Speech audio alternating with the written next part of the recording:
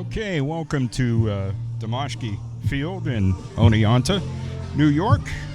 Going to be bringing you tonight's game between the Jamestown Jammers and the Oneonta Outlaws, and that will be coming up next, right here in the Jamestown Jammers Baseball Network. We're going to make one more adjustment. Apologies. We'll get that done for you. And then we'll be all set to go, as they say in the biz.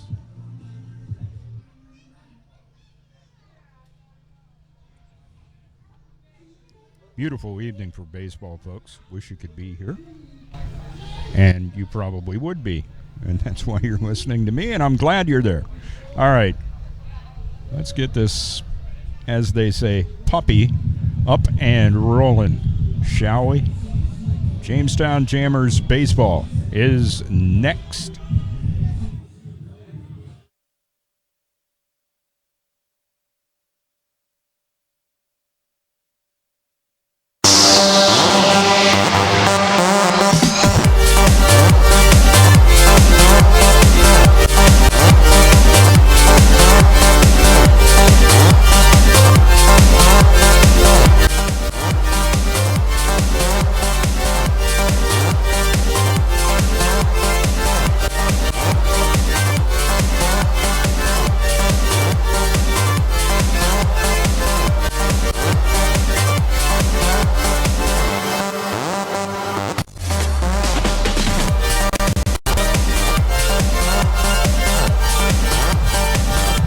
And welcome once again to another edition of Jamestown Jammers Baseball on the Jamestown Jammers Baseball Network.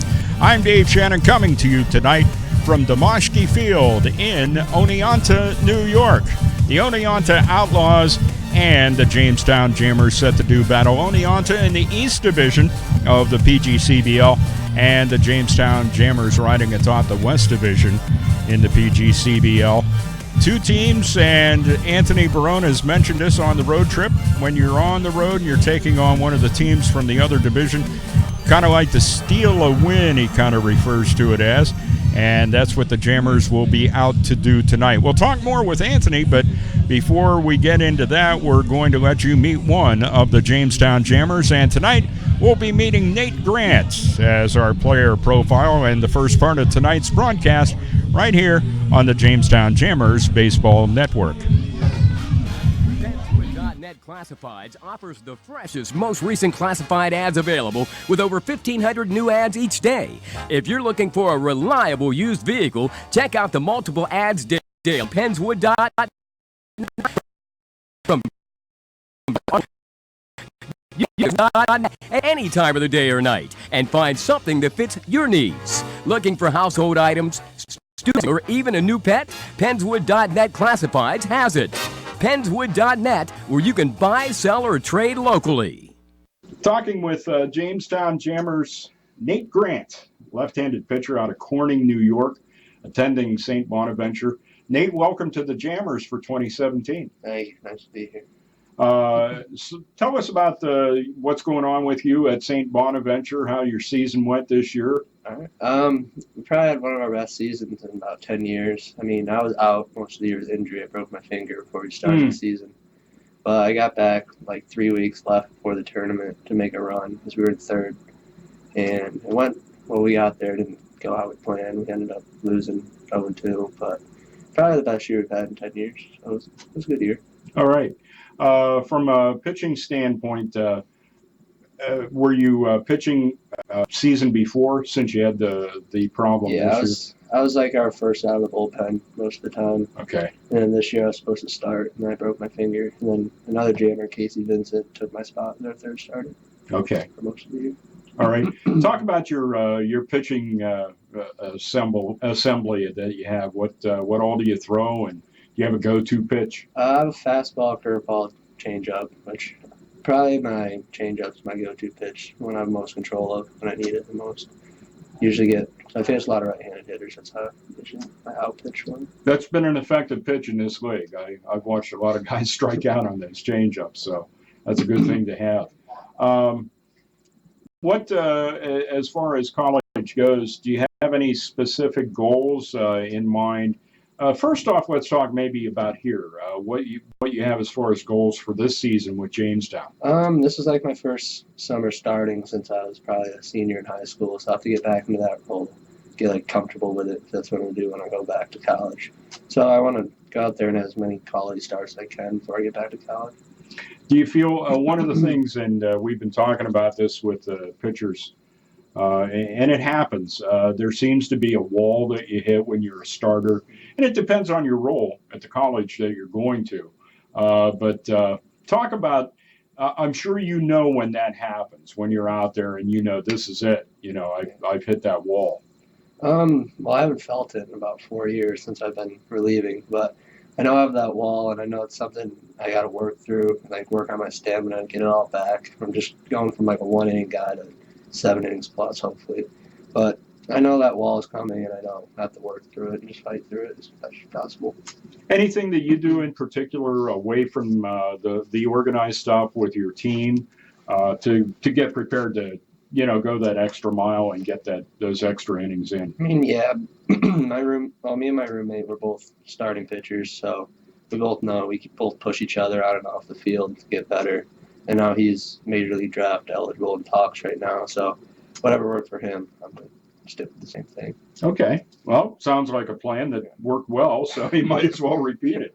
Talk about youth baseball, when you started, and take us through your Little League and high school days. Probably started when first time I could, like 5 years old, T-ball, all the way up through Babe Ruth into high school. And probably high school was probably my learning experience because they took the bat away from me. I was just a pitcher. That's what I've been on. That's what I've been from now.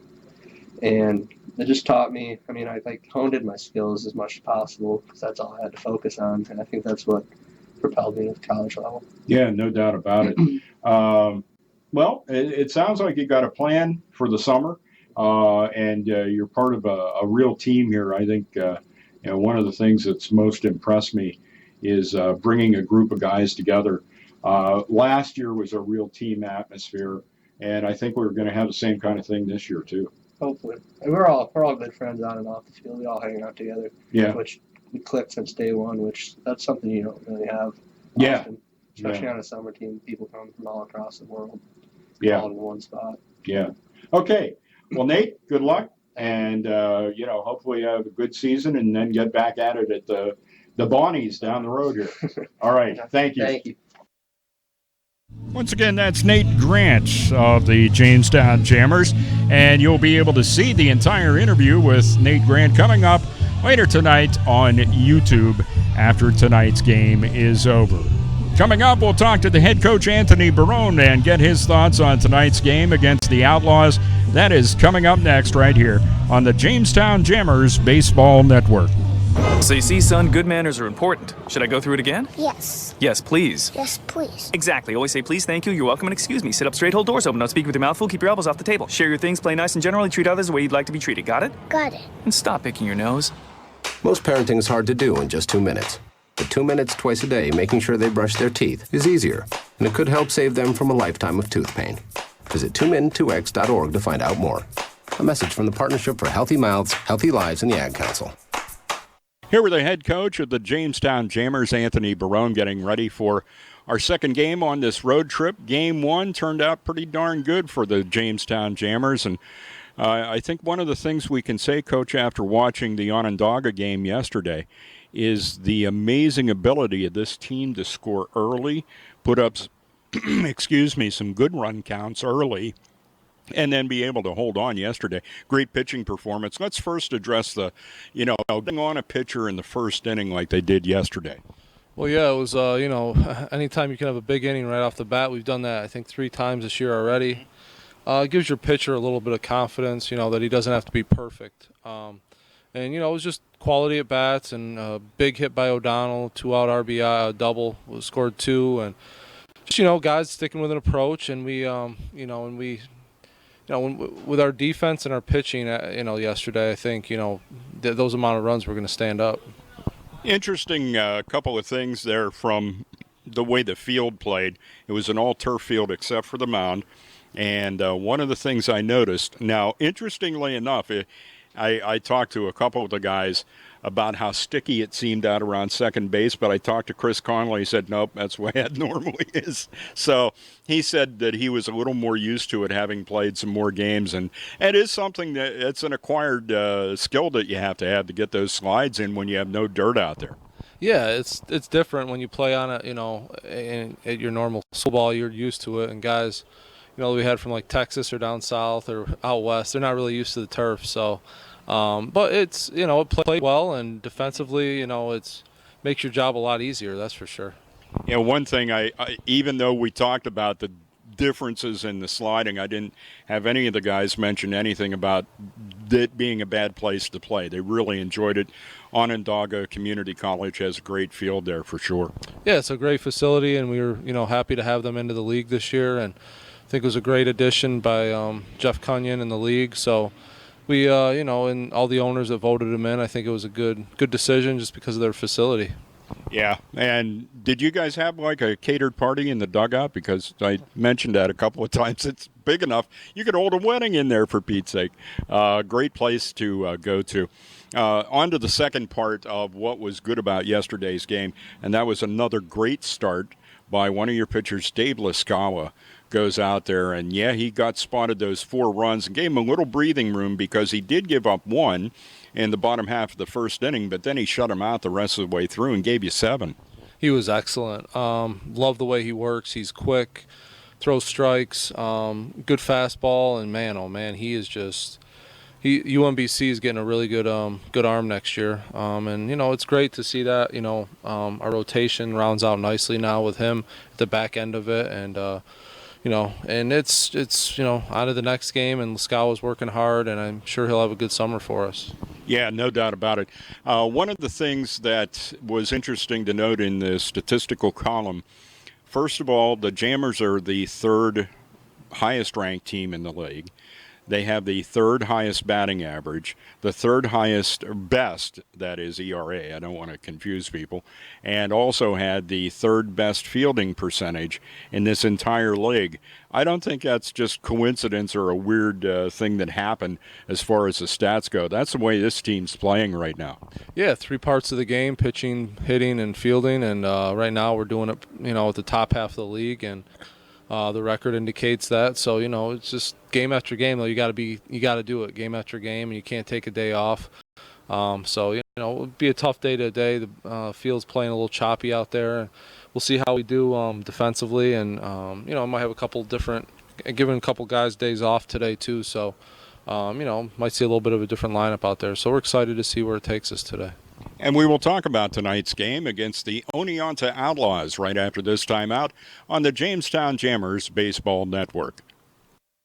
My name is Tom Thornton. And my name is Cindy Thornton. We're retired, and this is how we live united. We decided to volunteer with United Way at our community free health clinic. United Way is how we contribute, because we know our time and money are going to the right place. Judging by the thank yous we get at the clinic, I'd say we're doing the right thing with our retirement, too. We're Tom and Cindy Thornton. We volunteer at our community free health clinic. We don't just wear the shirt. We live it. Give, advocate, volunteer, live united. Go to liveunited.org. Brought to you by United Way and the Ad Council. Back with the head coach, the Jammers, Anthony Barone, getting ready for today's game against the Oneonta Outlaws. We kind of alluded to this as part of the road trip. We're playing a team in the Eastern Division of the PGCBL. Kinds of games where you like to steal a win or two when you're out on the road. Yeah, it's nice to cross over in the other division and, sort of try to face a different opponent that doesn't know your tendencies, you don't know their tendencies. I guess it's a good challenge, and, the Eastern Division is always tough. So it toughens you up when you play some different teams. All right, let's see. You had mentioned that you might do a little tinkering with the lineup, and so far, bless you, by the way, Anthony's been fighting some allergies here over the past couple of days. I know in Onondaga yesterday, it was visible. You could see the pollen in the air, so it's not been a fun time for Anthony so far. But hang in there, Coach. The tinkering of the lineup has been very successful for you. I guess it's just the kind of thing that the guys kind of like that because they know they may be the next guy up. Yeah, it's gets everybody involved in the game. We're still early in the season where you want to get everybody their at bats and make sure guys don't play too much as well. You want to wear guys out right away, and then after the stretch run, 25 games deep, guys are tired. So, and we have a bunch of good players. We have good depth, and you just play it day to day where, you put 9 guys out there that are going to compete, and end of the day, you try to win. All right, one of the things that has been really good, in this win streak now, as we have won 3 in a row, has been the starting pitching. Who will you send out to the hill tonight?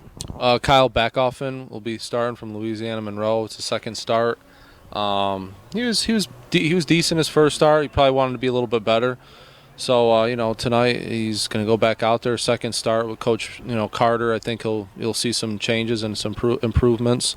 I can always see that second start under Coach Carter is always a little bit better. So he really works these guys hard, and the staff enjoys pitching for him. He is quite the student of the game. I know you and he room together on the road. Sometimes got to drive you crazy because he's just really, and not that you're not, but his nose is pretty much buried in baseball all the time. Yeah, young coach trying to make his way, and I couldn't have hired a better pitching coach than him, and he's got a bright future ahead of him. He's all baseball, and just a good guy, good to the guys on the team, to his staff, and me and him have a really good relationship now with our second year, and he's a wonderful young man. All right. Well, let's hope we can get out of Oneonta with a win and our second game of this road trip. Good luck tonight. Thanks, Dave. All right. Back with the start of tonight's game after this on the Jamestown Jammers Baseball Network. Penswood.net Classifieds offers the freshest, most recent classifieds with over 1,500 new for ads daily on cars, trucks,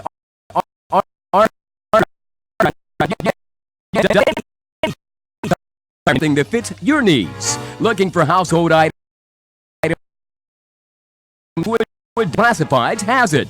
Penswood, where you can buy or trade locally. To the dog show. Up next, we have Satchmo. Satchmo is a member of the shelter pet. That's right, of course, companionship. And what you say, Satchmo? You'd have to go with maybe a lavish terrier hound chihuahua looking kind of mix. Tremendous dog. I'd also like to point out Satchmo's coloring, a white, gray, brown, black brindle, simply marvelous. It's such a treat to watch a dog. Now, let's see him in action. Look how he makes eye contact with a person. That's actually known as the treat stare. How intuitive. And now he appears to be excitedly turning in circles. Ah, the happy dance, so common with this group. And finally, the loving face lick. It's great how he just gets in there and, well, licks. Fantastic. But really, the best way to know an amazing shelter pet like Satchmo is to meet one. Visit theshelterpetproject.org today. Adopt. Brought to you by Maddie's Fund, the Humane Society of the United States, and the Ad Council. It's important to plan ahead for emergencies, like the storm. When it kicked in, we had a plan. Separated. We were able to get in touch with each other in no time. Had no idea how to find each other. My husband kept the kids tried occupied. Calling our son, but there was no reception. Everything was down. I felt like breaking we handled down and everything crying, very but well. I had to try and stay calm. The whole experience was fine. Was the most frightening 10 hours of my life. It was kind of like a little family adventure. Every mother hopes will never happen to her. I remember the moment relief of being together. I realized he was out there all alone. If there's one piece of advice I'd offer other moms out there, it's to stay calm and keep to the plan. Some parents plan ahead, some don't. Make sure you know where to find your family in an emergency. Start your plan at ready.gov, a public service announcement brought to you by FEMA and the Ad Council. This is the news. This morning, we are saluting the 2.2 million women who have joined in the war effort. They now make up 37% of the workforce, changing their role forever. The prestigious Harvard Medical School is breaking ground today, opening its doors to new female applicants. Today, little girls all over the world look to the sky, where the first woman is now in space. Military stereotypes are challenged today with the trailblazing promotion of a U.S. female officer to 4-star general. It was just announced that the vast majority of last year's doctorate degrees were earned by women. We've come so far, but our news is changing for the worse. More women die from heart disease and stroke than men, even though it can be prevented. Make a change at GoRedForWomen.org today. Brought to you by the Ad Council and the American Heart Association's Go Red for Women. Hi, this is Curtis Stone. Now, I've cooked a lot of food in my day. Steaks, salads, pasta, seafood, chicken, soup, sandwiches. I mean, you name it, and I've prepared it thousands of times. But even I can't cook enough to feed all of the 17 million kids in America struggling with hunger. That's 1 out of every 5 children. Now, luckily, there's more than enough healthy, nutritious food produced right here in America to feed every last one of those hungry kids. The only problem is getting it to them. That's where the Feeding America nationwide network of food banks comes in. They gather up surplus food to give hope to hungry kids and their families all across the country. We call them food angels, and you can be a food angel too. Come on, earn your wings by supporting Feeding America and your local food bank at feedingamerica.org. Together we can solve hunger. Together, we're Feeding America. A message from Feeding America and the Ad Council. Okay, forest animals, today is a new day. Kids are coming to the forest, and it's up to us to make their visit a good one. Sparrow. Yes? Have you practiced the most popular bird songs for the year? Of course. Catchy. I like it. Okay, River. Dude. How's the temperature? It's a refreshing 52 degrees, man. Perfect for a little riverside shoeless relaxation. Ah, good. Owl, you here? Course. Who's asking? I am. Look, you know the drill. Sleep during the day, scare the kids at night. Perfect. I love my job. Oak Tree? What's up? Still in the same place I left you last year. That's what I like. Consistency. Well, it's not like I'm going anywhere for the next couple hundred years. I know. I love it. Turtle. Turtle. He's not here yet, man. He's late every morning. You'd think he would have learned by now to leave the night before our meetings. Okay. Squirrel. Has anybody seen Mr. Squirrel? The forest has been preparing just for you. Visit a forest near you today. To learn more about cool things to do in the forest, visit discovertheforest.org. Brought to you by the U.S. Forest Service and the Ad Council. Dave, what are you doing? Just sending a gift to Dave 2037. Who? Me in the future. I save a little money from every paycheck as a gift to Dave 2037, so he can spend it on things like anti-gravity boots or a hologram Doberman, something cool like that. I think Dave 2037 deserves it. He worked hard. What are you getting Steve 2037? I guess I was thinking Steve 2037 would just fend for himself. Well, all right, but don't expect to be borrowing my anti-gravity boots. You want to have money in your future? You got to start saving now. Putting some money from every paycheck into a savings account or contributing to your 401k can make a big difference later. Put away a few bucks, feel like $1 million. For free ideas and easy ways to save, go to feedthepig.org. That's feedthepig.org. Hey, let's just hope Steve 2037 doesn't get his hands on a cool time machine, because he is going to come back here and knock some sense into you. This message brought to you by the American Institute of Certified Public Accountants and the Ad Council. Hi, I'm Kelly Clarkson, and I've toured the country dozens of times, and there's one thing every state has in common: childhood hunger. The sad truth is that 17 million kids don't know where their next meal is coming from, or if it's even coming at all. Yet there are billions of pounds of surplus food around the country at farms and warehouses that could help end this injustice. But all that food is useless if it doesn't get where it needs to go. That's why the Feeding America nationwide network of food banks gathers surplus food and gets it to hungry kids before it goes to waste. But they can't do it without your help. Join me in supporting Feeding America and your local food bank. Find out how at feedingamerica.org. And welcome back to Domoshki Field in Oneonta, New York. Jammers getting ready to take on the Oneonta Outlaws. And let's meet the starting lineup for tonight's game for the Jammers. Leading off, tonight's center fielder is number 9, Colin Stack, batting second. Third baseman, number 16, Chris Estrada. Hitting third, designated hitter, number 17, Chris Conley. Batting fourth, first baseman, number 30, Ben Brookover. Hitting in the 5-hole, the catcher, number 22, Connor Rule. Hitting sixth, right fielder, number 6, John Conti. Batting seventh, the left fielder, number 7, Christian Deaton. Hitting eighth, it is the shortstop, number 20, Ryan Markey. And batting ninth and playing second base, number 29, Jimmy Standahar. Around the outfield for the Oneonta Outlaws, which, by the way, 335 down both lines and 401 to dead center. Mike Brown is in left. Brendan Brundage in center. Stone Pellegrino is in right. Reed Massey down at third. Anthony Lazar is at second. Aaron Freed is at, Lazar is at short. Aaron Freed is at second.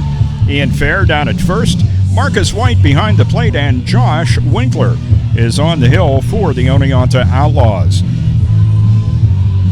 Coming into the game, Jamestown Jammers sit atop the West Division in the PGCBL.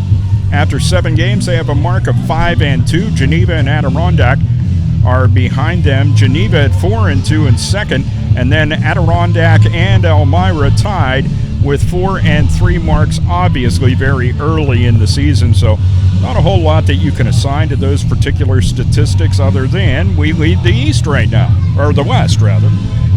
It'd be a neat trick if we led the East. The Oneonta Outlaws, on the other hand, are looking for their first win of the 2017 season, coming in with a mark of 0-6. Leading things off for the Jammers will be Colin Stack. Stack now in his 5th game. He comes into the game hitting .471. That's 8 for 17. He has scored 4 runs so far in this young season. And the first pitch by Winkler, a cut and a miss by Stack, strike 1. No balls and 1 strike. Beautiful evening, breeze blowing in from center field. It was a bit stiffer earlier this afternoon, but now it's died down a bit. No ball, 1 strike pitch. Swung on and foul tipped into the glove of White, and the count is now no balls and 2 strikes to Colin Stack. Here comes the 0-2 pitch. Stack cuts and misses at 1 on the outside part of the plate. A good morning, good afternoon, good night kind of at-bat for Colin Stack. He's out number 1. It'll bring up third baseman Chris Estrada. Chris got the day off yesterday. Coming into tonight's action, hitting .259. He's been in 6 games, 7 for 27 so far, and he scored 4. And the first pitch to Chris catches outside corner and is strike 1 called. So far, Winkler has yet to throw a ball. It's been all strikes by Josh Winkler. 0-1 the count, 1 out, nobody aboard in the pitch. And there it is. I jinxed him. As that one goes low and outside, and the count now 1 ball and 1 strike. The 1-1 pitch on its way from Winkler. Line drive, left center field, it gets down, and Chris Estrada has the first hit of the ball game for the Jammers. With 1 out, Chris down at first base, and it brings up tonight's designated hitter, Chris Conley. Conley is just flat out on fire here in the early going. This is his 8th game, 8th start. He's had 19 at-bats and 10 hits. His average is .526. His OPS is 1.413. Just outstanding. 14 total bases. He's had 19 at-bats and 14 total bases. Soak that in.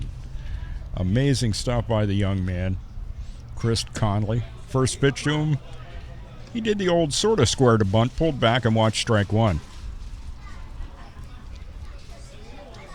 Conley, of course, from Derby, New York, attending Canisius. Redshirt junior he is at Canisius.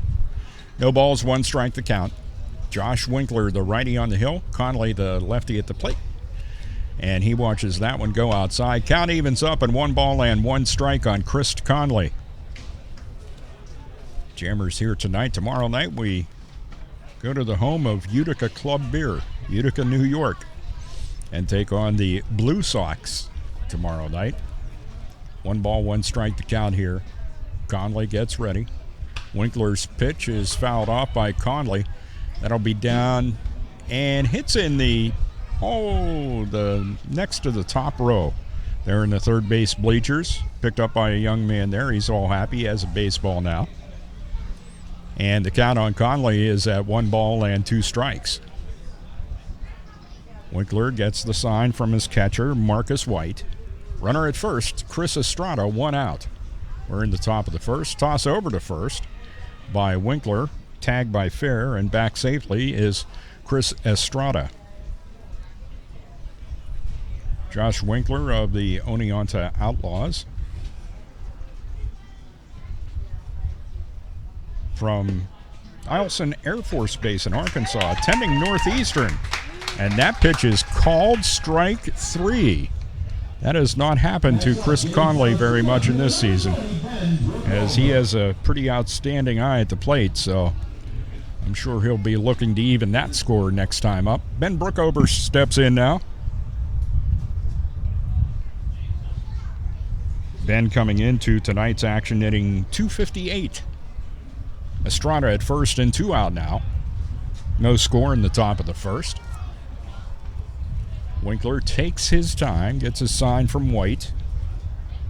And there goes Estrada. Throw down to second by White. Second baseman puts in the tag, and Aaron Freed can't get him. Chris Estrada steals second base. And Anthony Barone had talked about the small ball kind of game. And there it is right there. 2 out, getting Estrada into scoring position up to second base. 0-1 the count to Ben. Winkler's 0-1 pitch off speed delivery. Goes over the outside corner. Ben cuts and misses, and the count is quickly no balls and 2 strikes. Winkler looking pretty strong so far here in the early going. Struck out Stack swinging. Conley looking, and is ahead, no balls and 2 strikes on Brookover. The pitch way outside, the courteous pitch that you get when it's 0-2. And generally, if you don't take a cut at it, you're going to get a ball if you're the batter. And that's what happened there. 1 ball, 2 strikes. 2 out. Josh Winkler comes set from the stretch. And finally brings that 1-2 pitch. It's low in the dirt, and the count's even at 2 now on Ben Brookover. Right-handed hitting first baseman for the Jammers, and the right-handed pitcher on the hill is Josh Winkler.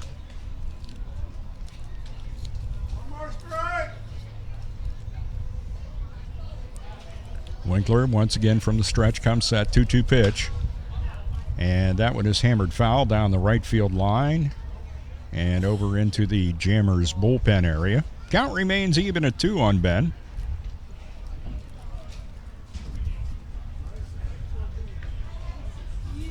Kyle Backofen will be on the hill for Anthony Barone coming up in tonight's ball game. Kyle getting his second start of 2017.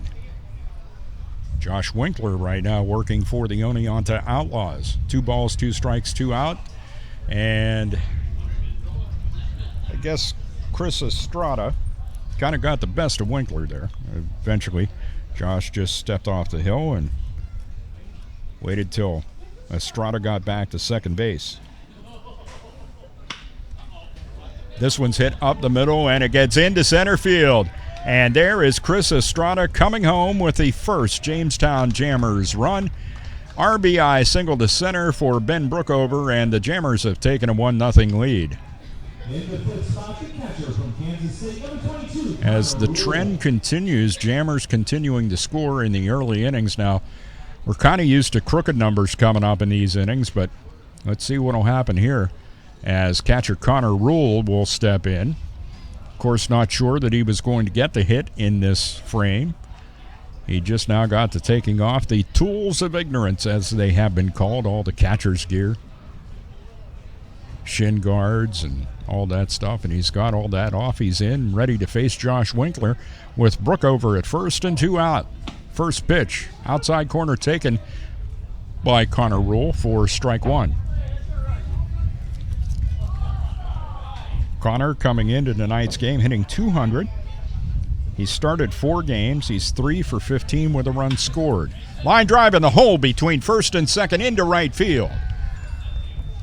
Back-to-back singles. Brookover stops at second as a quick outfield featuring Stone Pellegrino in right is able to come up with that one. And Rule aboard down at first. Jammers with a chance to add more. 2 out. John Cotty, the right fielder, steps in. John hitting .231. has appeared in 5 games, 3 of those starts, 3 for 13, couple runs scored. 2 out. A run on 3 hits so far for the Jammers here in the top of the first. That ball gets away from the catcher. It hit John Conti. And that's why it got away from Marcus White. So Conti is hit by a pitch, and that now loads the bases. The sacks are jammed for Jamestown. Brookover at third, Connor Rule at second, John Conti down at first, and that'll bring up Christian Deaton. 7th batter to come to the plate here in the top of the first inning. Deaton having a little bit of a rough start. He's been in 4 games, started 3, and he's 1 for 9. And the first pitch is right down the pipe to Deaton, strike 1. No balls and 1 strike. First game for Ryan Markey as he'll start at shortstop, and he is on deck in the number 8 hole to bat here. 0-1 pitch. That one's well outside, taken by Deaton, count evens at 1. Skipper Anthony Barone has the gray hoodie on already. I think he's a little early with that, but that's up to him. And the trains come by. It's one of the great things, great atmosphere here at the Moshke Field. And that just adds to it. Love it. 2 balls, 1 strike to count. 2 out and the bases loaded. There's a main line goes by here, and there's a crossing coming back to the ball field. That one is fouled off the end of the bat of Christian Deaton and into the third base bleachers. And the familiar thunk that you get in the aluminum bleachers there. 2 balls, 2 strikes. Bases loaded and 2 out. Game started with Colin Stack striking out swinging. Estrada reached on a single. Conley was called out on strikes, and that pitch is ball 3. Good eye by Christian Deaton. So after Conley was called out on strikes, Brookover hit the RBI single, Rule singled, and then Conti was hit by a pitch, and that's where we stand. Sacks jammed and 2 out. Everybody goes. Here's a ground ball in the hole between short and third into left field. Brookover is in to score, and he's followed by Connor Rule. Stopping at second base is Conti. Deaton with a couple of RBIs on the single to left, and the Jammers have jumped out to a 3-0 lead. Another crooked run total in the first inning for the Jammers.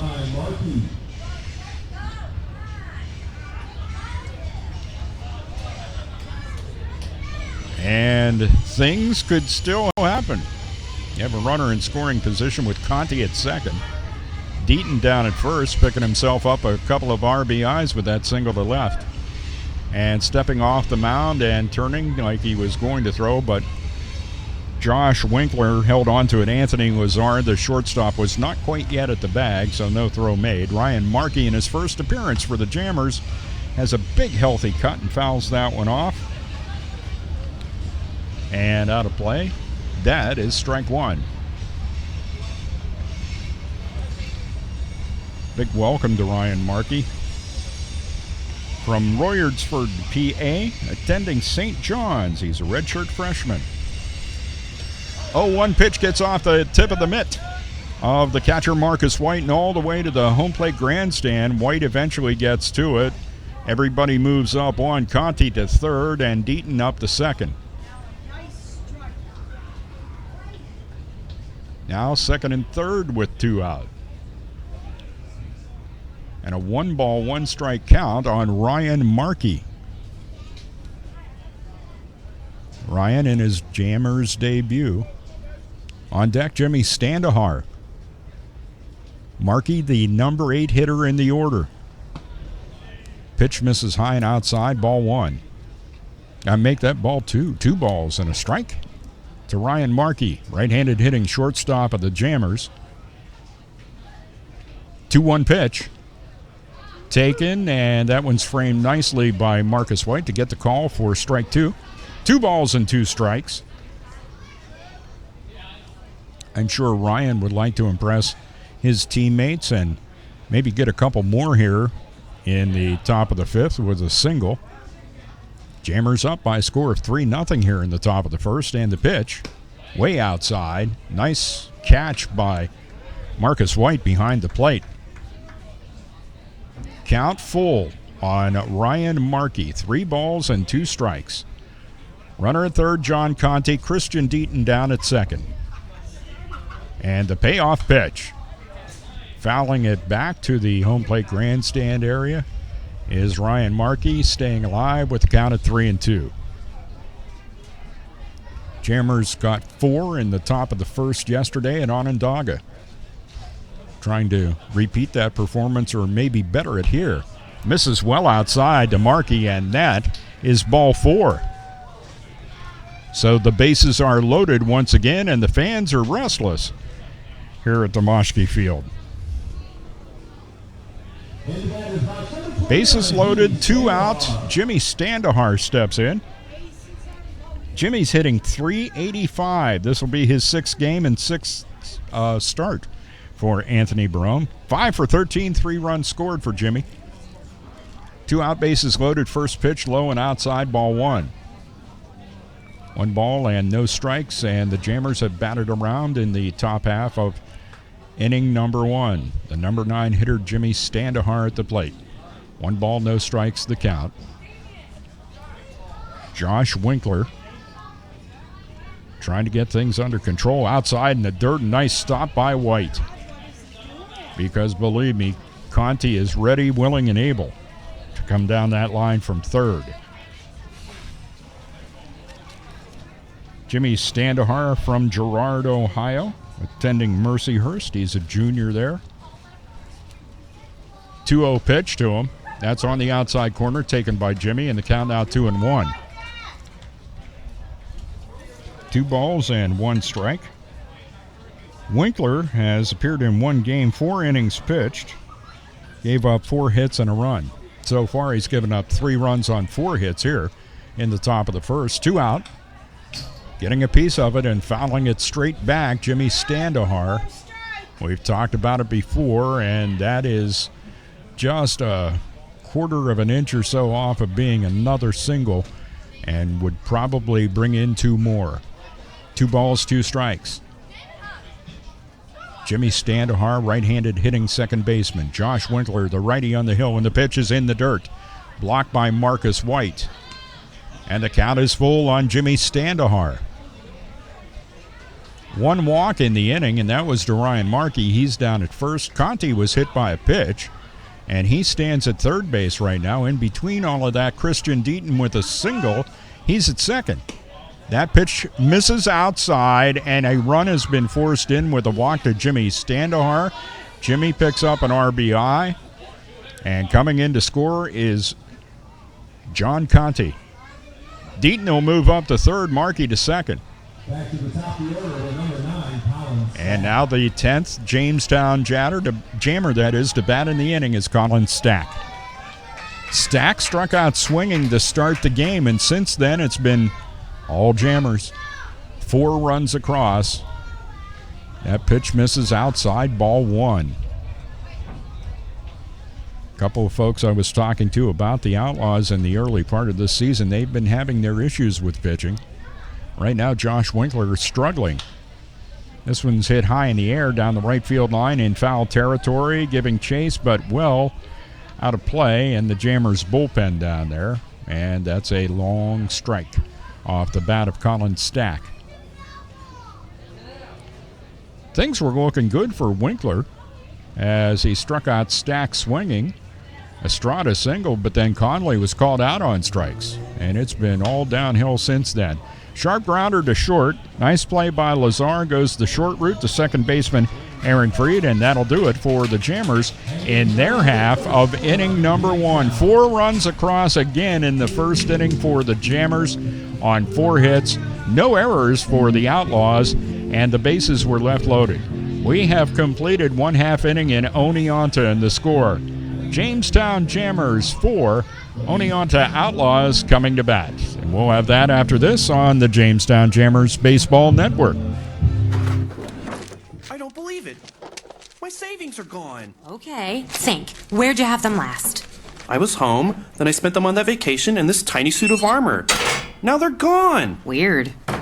Weird? Not really. Not saving now means no money later. Put away a few bucks, feel like $1,000,000. For free ideas on ways to save, go to feedthepig.org. That's feedthepig.org. Oh, I broke his little gauntlet. Oh no. This message brought to you by the American Institute of Certified Public Accountants and the Ad Council.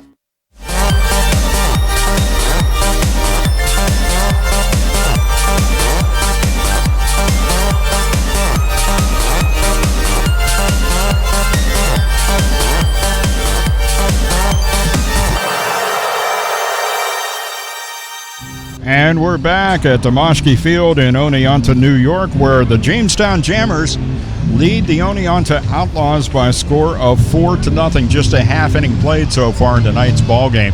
And the Jammers had 10 come to the plate in the top of the first inning. And let's meet the lineup for the Oneonta Outlaws. Leading off, it's the right fielder, number 27, Stone Pellegrino. Batting second, the center fielder, number 3, Brendan Brundage. Hitting third, left fielder, number 23, Mike Brown. Batting fourth, designated hitter, number 4, Chandler Engel. Hitting in the 5-hole, first baseman, number 7, Ian Fair. Batting in the 6th spot, second baseman, number 5, Aaron Freed. Hitting 7th, shortstop, number 10, Anthony Lazar. Batting 8th, it is the catcher, number 13, Marcus White. And batting 9th and playing third, number 2, Reed Massey. Let's meet the defensive alignment. Very different for the Jamestown Jammers. Christian Deaton in left, Colin Stack in center, John Conti in right. Chris Estrada back at third, but we have Ryan Markey making his debut start at short. Jimmy Standahar at second, Ben Brookover down at first. Connor Rule behind the plate, and Kyle Backofen is on the hill for the Jammers. First pitch to Pellegrino, strike 1. Next pitch on the outside corner, strike 2. Kyle out there for another start. He is 0-1 on the season. Went 5 1/3, gave up 7 hits and 4 runs in that start. 3 of those were earned. And in that game, the opponent averaged .350 to Kyle Backofen. 1-2 pitch, cut and a miss, and that is out number 1. One gone in the Outlaws half of inning number 1. Brendan Brundage will step in now to face Kyle. Brundage is hitting .222. This is 6th appearance and 5th start. 4 for 18 up till now. And the first pitch by Backofen misses outside, ball 1. 1 ball, no strikes. Nobody aboard, 1 out. This is hit on 1 hop. Shortstop Ryan Markey is up with it. Plenty of time over to first, and Ben Brookover 2 up, 2 down. So Kyle has to be happy about his start so far here.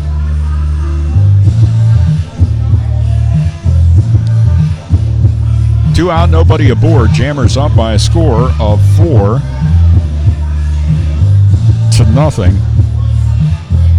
And I could probably apologize for that music as much as I want, but not much I can do about it. Pitch misses outside to Mike Brown, ball 1. 2 out, nobody aboard for the Outlaws in their half of the first. Brown stepped out, now back in, ready to face Kyle Backofen. Outside corner, count evens at 1 on Mike Brown. Brown coming into the game hitting .250. This is 5th game and 5th start. 4 for 16 to this point with a couple of runs scored. 1 ball, 1 strike pitch. Inside and low, and the count now 2 balls and a strike to Mike Brown.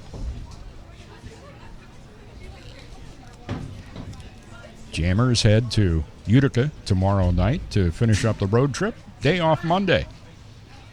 2 ball, 1 strike pitch. Check swing fouled over toward the Jammers dugout, and popping out of that dugout and running down to pick up the ball is Chris Conley. Knew he'd get involved in the game other than being the DH in some way, shape, or form, and there he is. 2-2 the count, 2 out, nobody aboard. Mike Brown at the plate. Kyle Backofen on the hill for the Jammers. That curved right down across the plate, but it was a little bit low, taken by Brown. Full count to the right-handed hitting left fielder of the Oneonta Outlaws, Mike Brown. Backofen's payoff pitch. This is chopped down the third base line and foul. Atlee Pearson, I don't think that is Atlee down at third, but one of the coaches makes the play down there. Mike Brown out of Pflugerville, Texas, attending Dartmouth. Sophomore there. Standing there with a full count on him and nobody aboard and 2 out. Grounded down the third baseline. Takes a nice hop for Chris Estrada, who has that strong arm, and guns it right over to Ben Brookover. And that'll do it for the Oneonta Outlaws in their half of inning number 1. No runs, no hits, no Jamestown errors, and nobody left on base. The score now at the end of 1, Jammers 4 and Oneonta nothing. Back with more after this timeout. Jamestown Jammers Baseball is on the Jamestown Jammers Baseball Network. When Dad needed help getting around, I became his driver. Soon enough, it was up to me to be his housekeeper and financial manager, too. When he moved in, I became his cook and even his nurse. But no matter what roles I play, I know I'm still his daughter. We understand the roles you play. So to help, we created aarp.org/caregiving, where you can connect with experts and other caregivers. Visit aarp.org/caregiving. Brought to you by AARP and the Ad Council.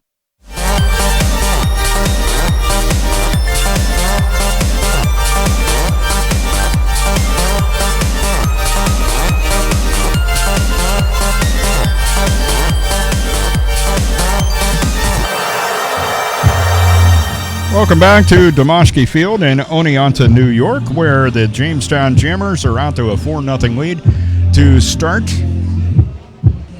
the 8th game of the season for the Jammers. A very successful beginning to 2017. Don't get too spoiled, fans, as these things go.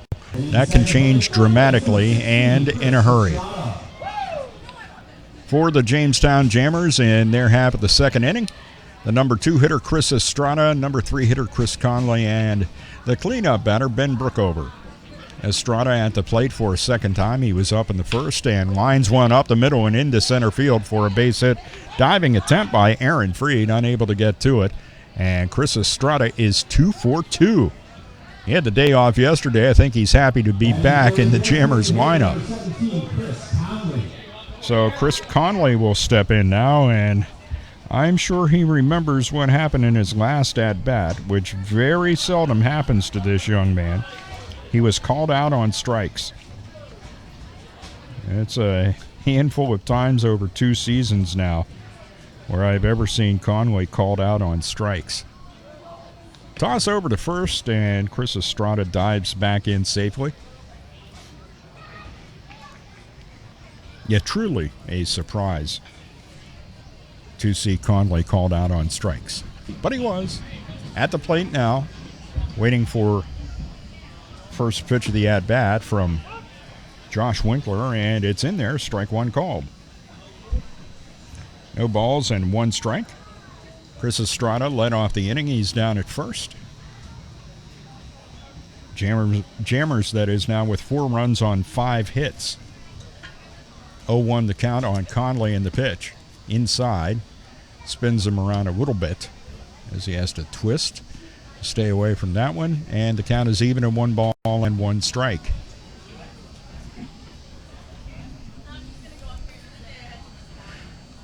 This is kind of the area where all that started back in the first when we came up with 4 runs on 4 hits. Conley pops it up. Third baseman Massey, giving chase in foul territory, makes the catch. Chris Conley, the first out of inning number 2. And that'll bring up Ben Brookover. Ben got a hit back in inning number 1 and eventually came around to score. He drove in Estrada. One out, and Estrada back at first base. Kind of familiar territory for both of those young men out there. Josh Winkler on the hill to make a toss over, and Estrada was not even leaning, so he gets back with no problem. Josh Winkler on the hill with his first start of the season. Ground ball toward the shortstop. Anthony Lazar goes to Aaron Freed for one, back over to first. That, my friends, is an inning-ending double play, as it has been called the pitcher's best friend. So the Jammers end up going down in order despite the single by Chris Estrada to start the inning. No runs across, a hit, no errors for the Oneonta Outlaws, and a couple runners left on base. I'm sorry, no runners left on base. I was wishing that. We'll be back with more of the Jamestown Jammers Oneonta Outlaw game on the Jamestown Jammers Baseball Network. Today, you hit the snooze bar. You checked your email. You checked your fantasy football team. You rejected an insulting trade offer. You ate your lunch. You did all the things that one normally does the day before a 175-mile-per-hour hurricane blows through your city, leaving it in a state of ruin. You never know when the day before is the day before. Prepare for tomorrow at ready.gov/today. Brought to you by FEMA and the Council.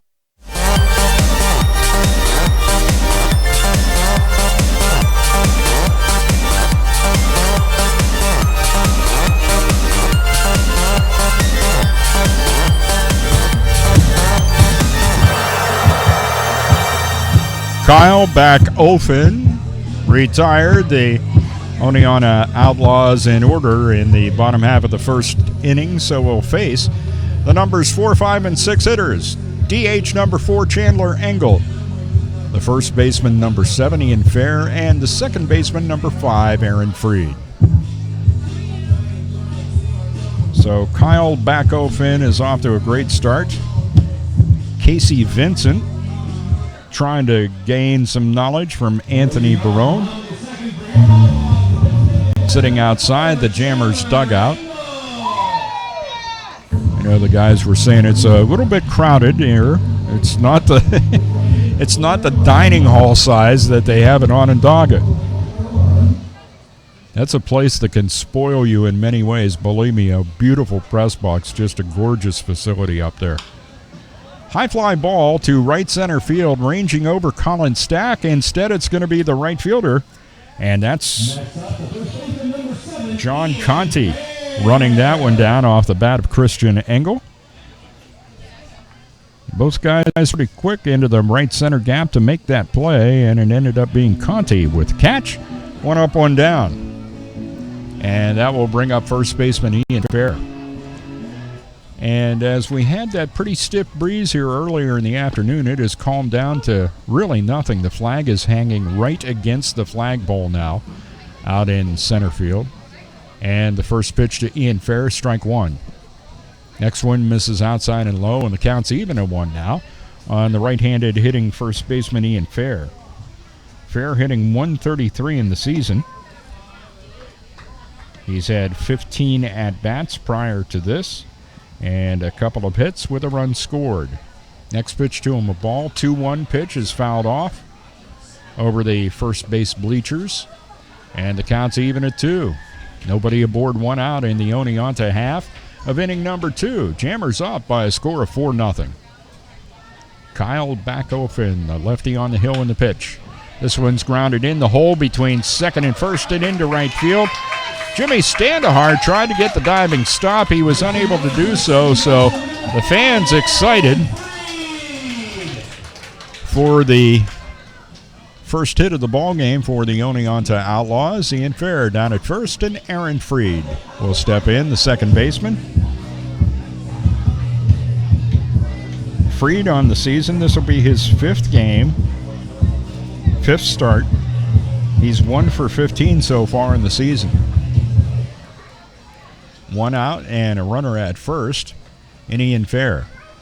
Kyle Backofen's pitch hammered into left field for a base hit. Over to get it is Christian Deaton, and it gets by him.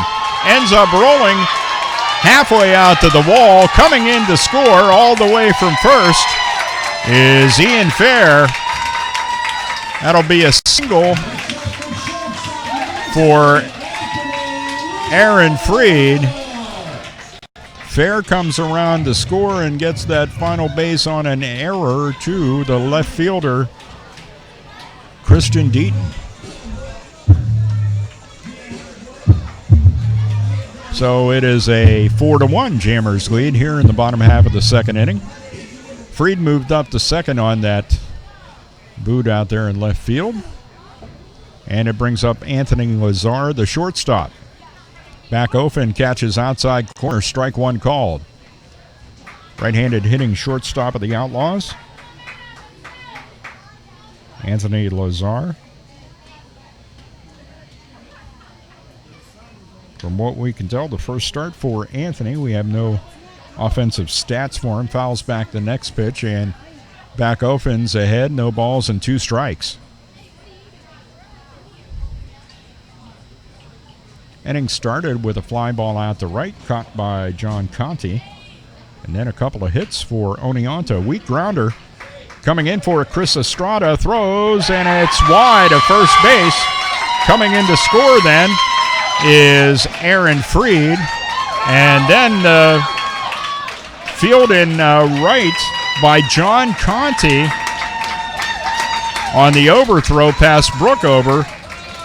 Conti tries to make a throw to third, and it goes over everybody, and that allows Lazar to move up to third. Aaron Freed comes in to score. And second and third errors of the ball game for the Jamestown Jammers. Error on the throw by third baseman Chris Estrada, and then an error by John Conti trying to cut down Lazar, who was trying to move from second to third. And actually that was just more of your typical defensive throw, just to let him know he's there and try to keep him at second base. And, well, none of that stuff happened. 2 runs are in now for the Outlaws, and Lazar is over at third base.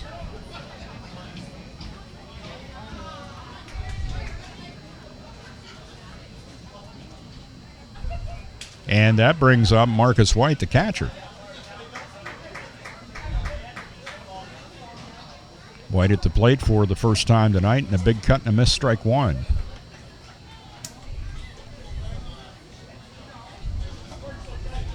Estrada usually a very sure throw over the first base, but not that time around.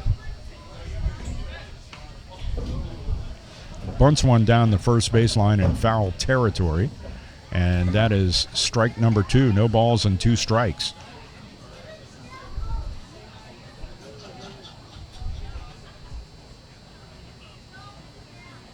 One out, a 4-2 Jammers lead. And after a big meeting out there in the hill to try to calm everybody down, let's see if Backofen can get Marcus White. No, with that pitch, it's very high. Taken by White, and the count's 1-2. Shot at a little high cheese from Kyle. Infield in all the way around on the grass. Notable exception of Estrada. He's back just a bit down there at third. 1-2 pitch. Way outside to White. Good job by Connor Rule to corral that one. And the count now even at 2 balls and 2 strikes. 4 runs, 5 hits, and an unusual 3 errors so far for the Jammers. 2-2-0 for the Outlaws. 2-2 the count. The pitch to White. Curveball just misses low, and the count is now full at 3-2 on Marcus White. White coming into the game. This is fourth start. 2 for 11 to this point. Fouls back that 3-2 pitch from Backofen, and the count is still full. 3 balls and 2 strikes. Fly ball out to start the inning, and everything is on a downhill spiral since then. Fair singled, Freed singled, and then the error machine started to kick in, allowing 2 runs to score, unearned. Full count, 1 out, the pitch. White swings and misses, strike 3. Backofen gets another strikeout for the night here in the bottom half of the second inning. Second strikeout of the game for Kyle, and it brings up the number 9 hitter, third baseman Reed Massey. Massey, this is 5th appearance and 4th start. So far, 2 for 12 on the young season. 2 out, runner at third. And this one's off the end of the bat and foul down the first base line, strike 1. No balls and 1 strike. Eventually, John Conti gets to that about halfway down that line. Once again, 335 down the line to both right and left field. 0-1 pitch. Weak grounder towards second. Jimmy Standahar gets a favorable hop, throws, and gets Reed Massey for the final out of inning number 2. Couple of runs across, a couple of hits, 3 Jamestown errors, and a runner left at third base. Score now at the end of 2. Jamestown Jammers 4 and the Owning Out Outlaws 2. Back with more after this time out. It's Jamestown Jammers Baseball, and it's on the Jammers Baseball Network.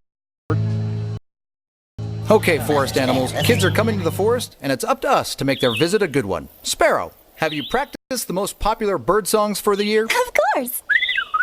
Catchy. I like it. River, how's the temperature? It's a refreshing 52 degrees, man. I love it. Turtle. He's not here yet, man. He's late every morning. Okay. Squirrel. The forest has been preparing just for you. To learn more about cool things to do in the forest, visit discovertheforest.org. Brought to you by the U.S. Forest Service and the Ad Council.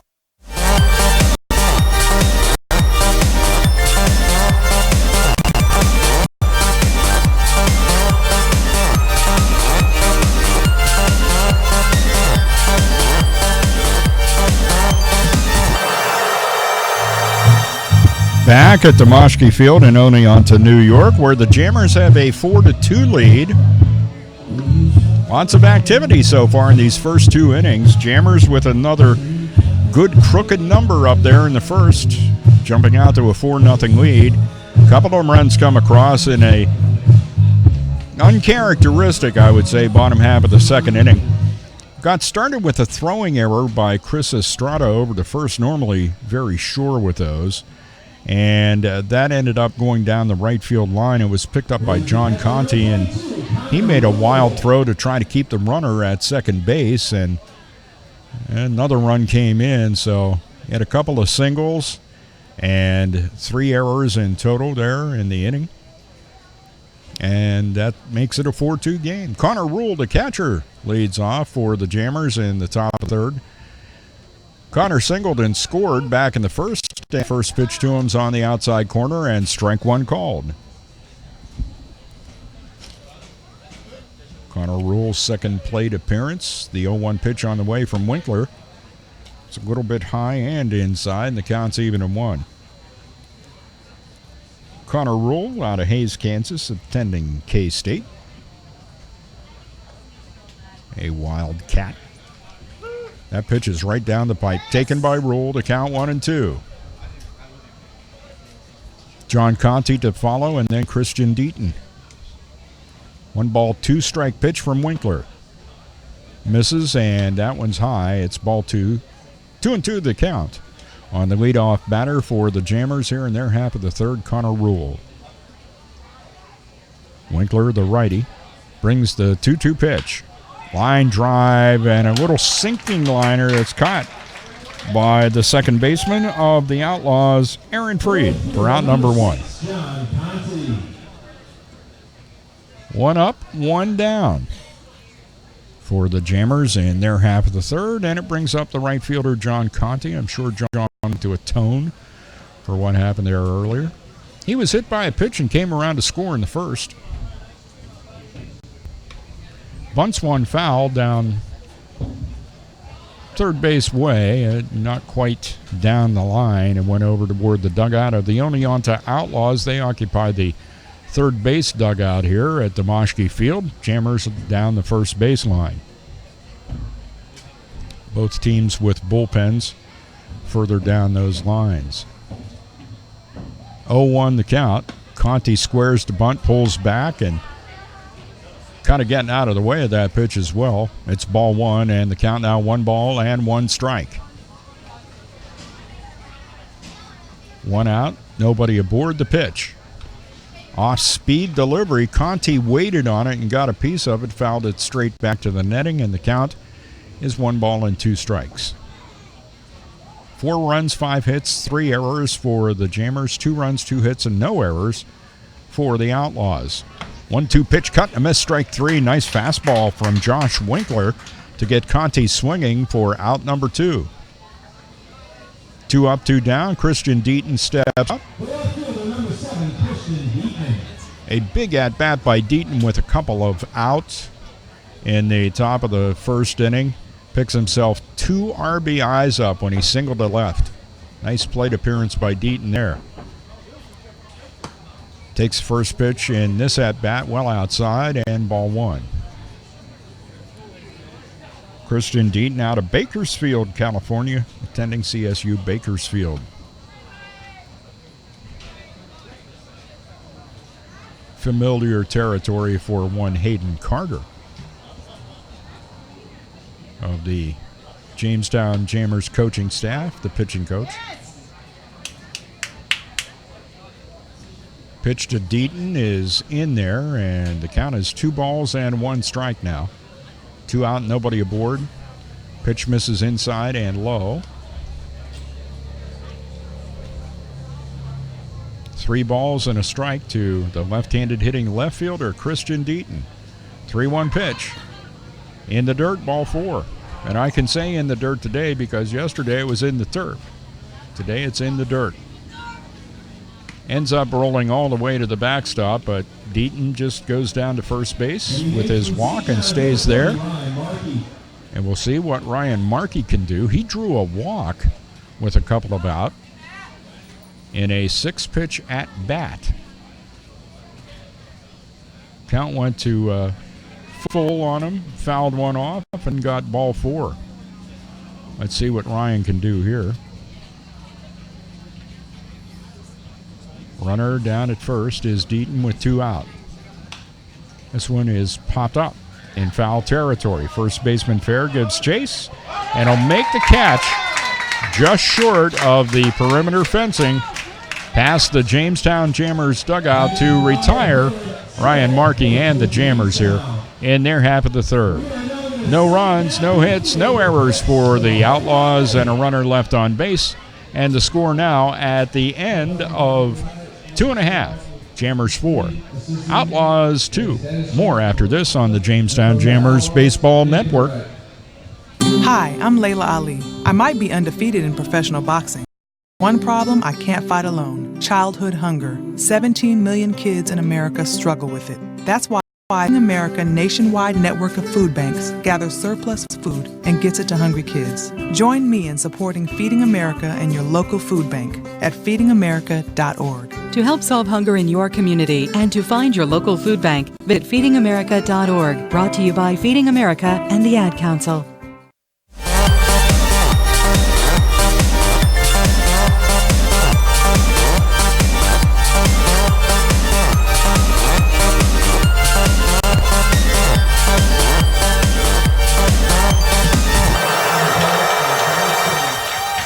Back around to the top of the order for the Oneonta Outlaws in their half of inning number 3.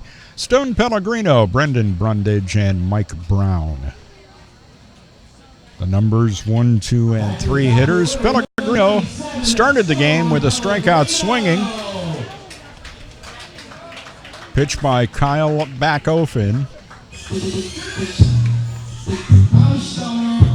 See what Kyle can do here. Left-handed pitcher of the Jamestown Jammers.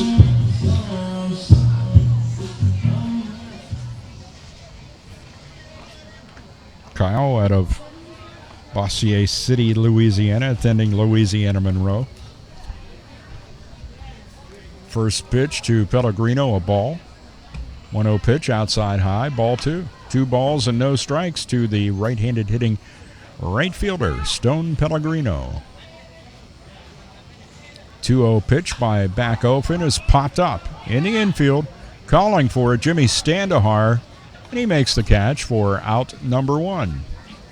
1 up, 1 down. Number 2 hitter in the order for the Outlaws is Brendan Brundage.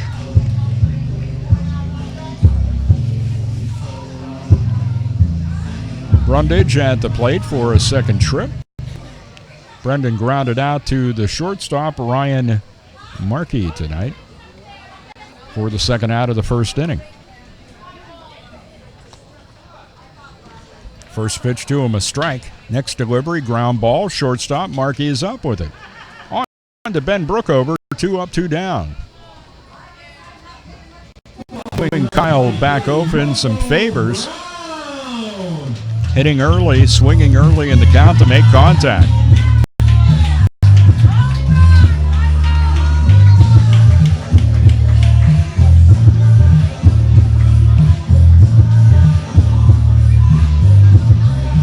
Windows are rattling in downtown Oneonta. For those of you who don't know, if you happen to be watching the YouTube feed, you'll know I'm sitting in the bleachers with the rest of the fans, so I'm going to be subject to that just because of my position. Most of the time, I don't have to deal with that when in a press box situation because you're away from the speakers. They're meant to entertain the fans. First pitch to Brundage was a strike, and the second one is on the outside corner, and strike 2 called. No balls and 2 strikes quickly to Mike Brown. Mike for a second trip. Grounded out to Chris Estrada for the final out of the first inning. No balls and strikes. This one is fouled back. Home plate grandstand area. Little setup here. I mean, they got your old-fashioned chain link fencing in a flat surface across the home plate grandstand area, and then where it is kind of like slanted up to the top of the roof, that is netting.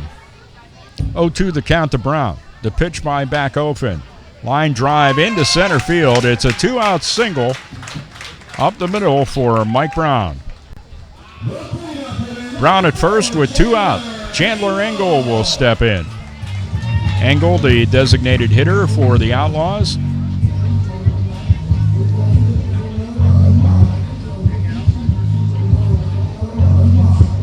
Engler with his second trip to the plate.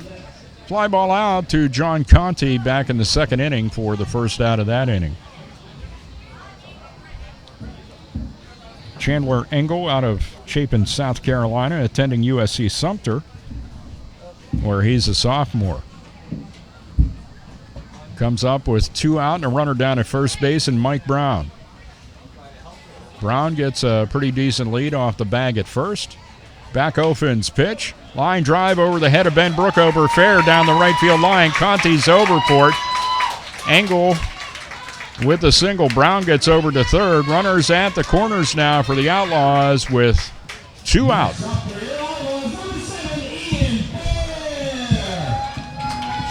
First baseman Ian Fair will step up now.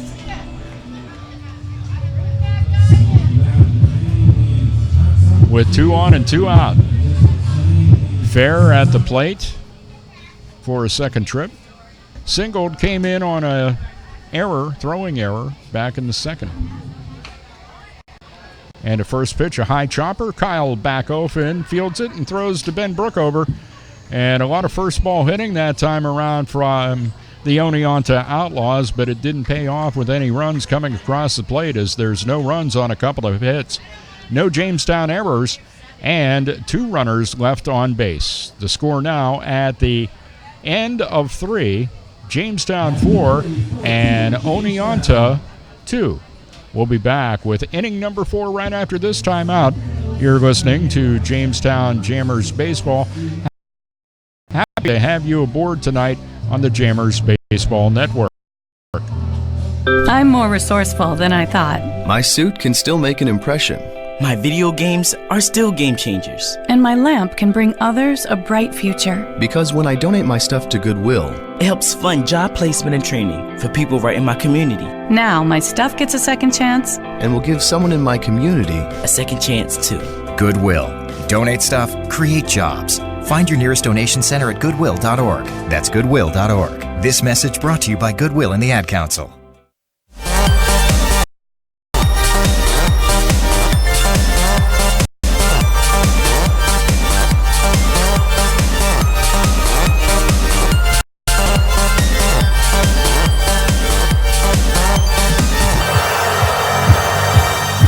Back at Domoshki Field in Oneonta, New York, where the Jammers have a 4-2 lead heading into the top of the fourth inning. And Anthony Barone's lineup is starting this time around with the number 9 hitter Jimmy Standahar, followed by 1 and 2. Leadoff batter tonight is Colin Stack, the center fielder, and then Chris Estrada, the third baseman. Standahar at the plate for a second trick. Walked, picked up an RBI with that walk back in the first. And the first pitch to him misses for ball one. 1 ball and no strikes to the right-handed hitting second baseman. Line drive into right center field. It gets down, and it's going to go all the way to the wall. Standahar is on his way to second. He turns. He's on his way to third. Throw comes into the cutoff man, and he is unable to come up with it. And standing at third with a leadoff triple is Jimmy Standahar. Aaron Freed had a little bit of trouble with a relay throw coming in from his right fielder, Pellegrino. Doesn't matter. Standahar was on his way to third and got in there safely. I don't think if that would have exchanged cleanly, if they'd even had a shot at Standahar. Runner at third, nobody out. 4 runs on now 6 hits for the Jammers, back around to the top of the order. And Colin Stack having a bit of trouble here in tonight's game. Struck out swinging to start the game and then grounded into a fielder's choice, which brought the first inning to an end. Up again here in the fourth, and the count to him is 1 ball and 1 strike. Standahar third, trying to get the attention, and Josh Winkler says, yes, you have my attention.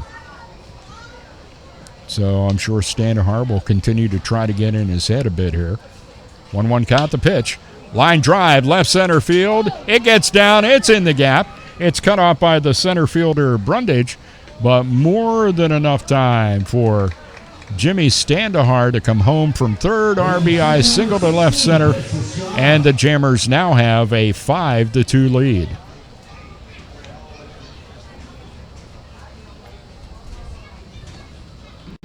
That'll bring up Chris Estrada, the third baseman for the Jammers.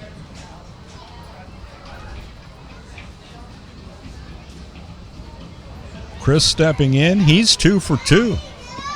Singled back in the first, singled in the second as well. He was eventually erased on a double play to end the second.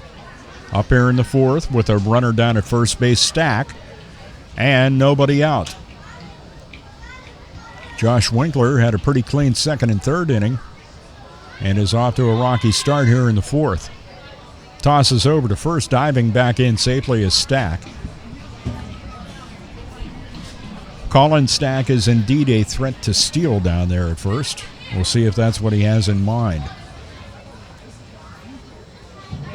1-0 pitch. Catches outside corner, and the count is even at 1-1 on Chris Estrada. Chris has been impressive. It was surprising to see that wide throw that led to a run for Oneonta back in the bottom half of the second inning. That pitch is in the dirt. Nice block by Marcus White. Count now 2-1 on Chris Estrada. Chris, 6'1", 205 from Corpus Christi, Texas, attending UTSA, the junior there this year. 2 balls and 1 strike to count on him. Chris Conley on deck. Josh Winkler with a 2-ball, 1 strike pitch on its way. Popped up to center field. Brandon Brundage is underneath it. Really doesn't have to move much at all to catch that fly ball out off the bat of Estrada. And that is out number 2. Sorry, make that out number 1. Trying to get the Jammers off the offense here too quickly. Hang on, Dave. Chris Conley will step in. This will be Conley's 3rd trip.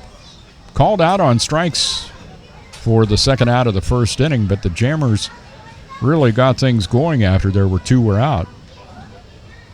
And then popped out to the third baseman, Massey, for the first out of the second. Runner at first, jumping out to a pretty decent lead there was Stack, but he peels back and goes back to the bag at first. Pitch to Conley was outside, ball 1. 1 ball, no strikes. 5-2, Jammers lead, top of the 4th. 1-0 pitch from Winkler, and there goes the runner. Colin Stack, throw down, and it bounces in front of the bag at second, and not enough time for second baseman Aaron Freed to put a tag on Colin Stack. Colin picks himself up another stolen base for 2017. And for Colin, let me see what that is for him stolen base-wise. That's his 4th.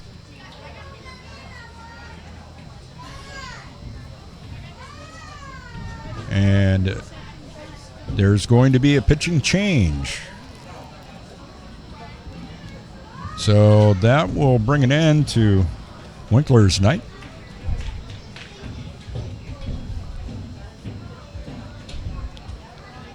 And let's see who comes in from the Oneonta Outlaws bullpen. Polite applause from the fans in attendance here tonight. It's a 2-ball, no-strike count. Unusual to have the pitching change during an at-bat, but that's what is happening here at Oneonta. Now pitching for your Outlaws from St. John Fisher College, number 15, Jason Wasselnack. Jason Wasselnack steps in, attending St. John Fisher. He's out of Endicott, New York. And his, I don't know if it's his twin or a cousin of the same Wasselnack name. And the only reason I'm saying that is Connor is an infielder with the Outlaws, and he's 6'2", $175. Jason on the hill is 6 foot and $185. So we'll see how this at-bat finishes out. A 2-ball, no-strike count to Conley. And I'll give you some final totals for Winkler and his outing out there tonight.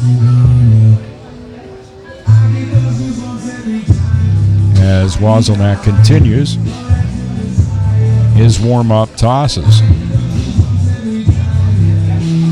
Josh Winkler goes 3 1/3 innings, faces 20 batters.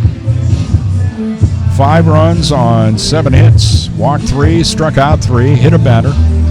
70 pitches over those 3 1/3 innings, 41 of which were strikes, 29 were balls. That's a lot of pitches in 3 1/3, and I think that's what Atlee Pearson was looking at when he decided to make the change. So he does. 2 balls, no strikes, the count on Conley. And we'll see if Jason Wasselnack can do anything. Runner down at second base is Colin Stack. Wasselnack is a left-handed pitcher. And, of course, Chris Conley, the left-handed hitter. First pitch from Wasselnack right on the outside corner, strike 1. 2 balls and 1 strike. Lights have been on pretty much from the beginning of the game. Down in a valley here, so it gets dark a little bit sooner. See the sun still hitting the mountains beyond the outfield fence. 2-1 pitch, inside, taken by Conley, ball 3. 3 balls and 1 strike. Ben Brookover on deck. Jammers with a run across. Jimmy Standahar, leadoff triple, came in on the single by Stack. Stack stole second. He's standing there waiting for Chris Conley to bring him in. 3-1 pitch up around the head of Conley, ball 4. So Conley draws a walk. His first on-base appearance tonight. Unusual for the young man in his third plate appearance. Ben Brookover will step in. I think at times we get so spoiled by what Chris does, we just expect the unearthly to happen every night with him, and he's human after all. Ben Brookover steps in for a third trip. RBI single for Ben. Back in the first inning and grounded into an inning-ending 6-4-3 double play back in the second. Up here in the top of the fourth, first pitch well outside from Wazelnak, and that is ball one. Ben Brookover came into tonight's game hitting .258. Started off real hot, and he's had a couple of tough games here. He'll get back on it. That pitch is low to Ben, and the count is 2 balls and no strikes. Now, tomorrow is going to be one of those days where the Jamestown Jammers will be out looking, as we will be shown the door by the motel where we're staying, and Utica is just not that far away. Pitch misses outside to Brookover, ball 3. So Jason Wazelnak having trouble. Coming in to relieve Josh Winkler. 3-0 the count to Brookover. Runner at second stack. Conley down at first. Sharp grounder to the third baseman. Massey steps on the bag, throws to first. Ben Brookover once again grounding into an inning-ending double play. Sharp shot right at the third baseman. Handled nicely by Massey. Taps the bag at third. Throws to first. For the Jammers in their half of inning number 4. They do get a run, though. And they do that on a couple of hits. There were no errors for the Outlaws, and 1 runner left on base. The score now at the end of 3.5, Jammers 5, and the Outlaws 2. Back with more after this. The Jamestown Jammers Baseball Network. Pennswood.net Classifieds offers the freshest, most recent class ads available with over 1,500 new USA. If you're looking for a reliable used vehicle, check out the multiple ads Pennswood.net Classifieds. From cars, trucks, RVs, and motorcycles, you can scan the ads at Pennswood.net at any time of the day or night and find something that fits your needs. Looking for household items, student housing, or even a new pet? Pennswood.net Classifieds has it. Pennswood.net, where you buy.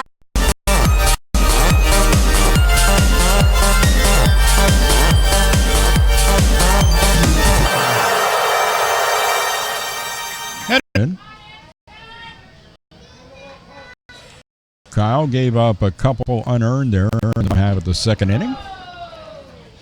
Let's see if he can keep the Outlaws off the board for the rest of this particular start for him. Freed, Lazar, and White will be the batters to face Kyle Backfin. 14 batters faced so far by Kyle. 2 runs on 4 hits, none of them earned. A couple of strikeouts, 40 pitches, 20 balls. So pretty efficient so far out there on the hill with his pitches. And Kyle will try to keep things going. He'll face Aaron Freed. Single back inning and score by the Jammers.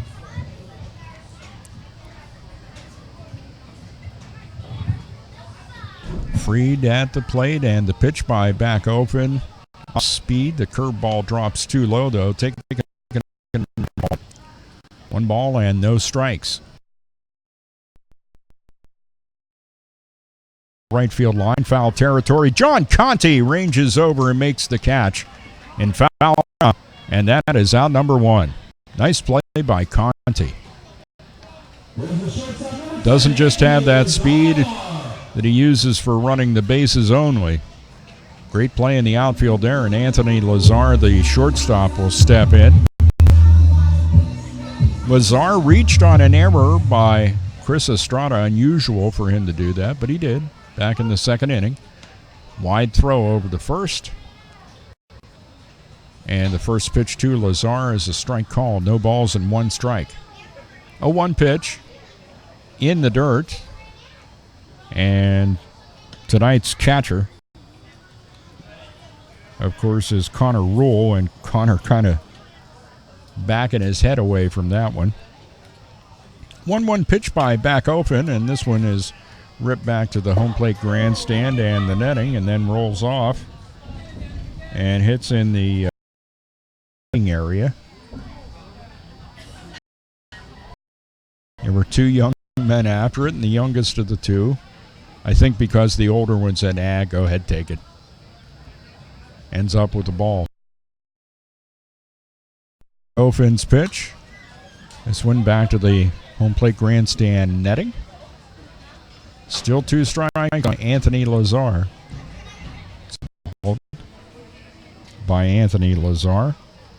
Lazar out of Mastic Beach, New York, playing at Marist. 2-2 pitches low to him, ball 3.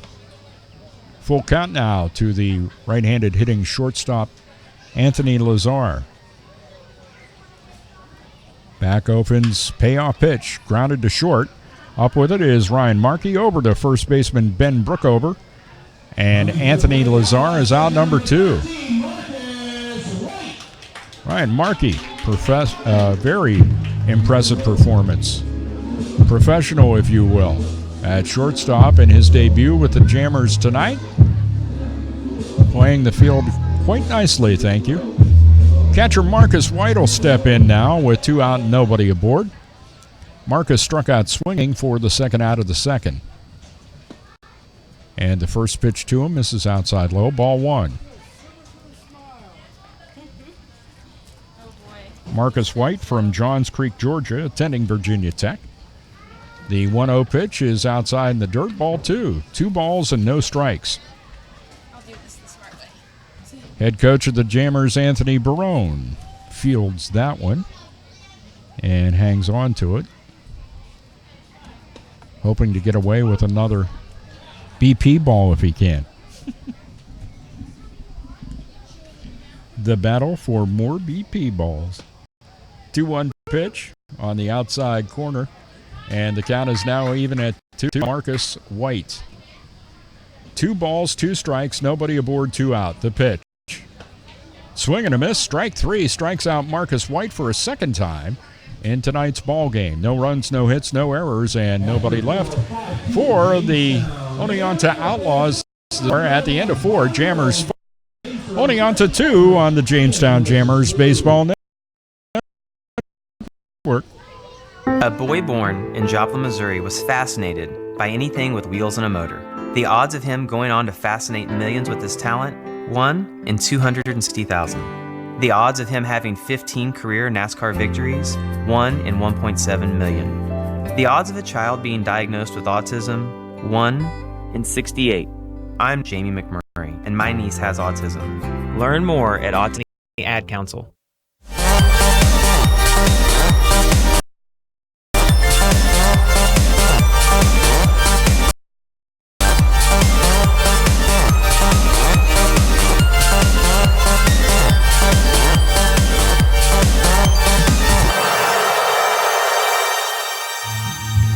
Adley Pearson, the head coach of the Oneonta Outlaws, will stick with Jason Wazelnak out there in the hill after he came in with a count of 2 balls and no strikes on Chris Conley. This time around, he'll face Connor Rule, John Conti, and Christian Deaton.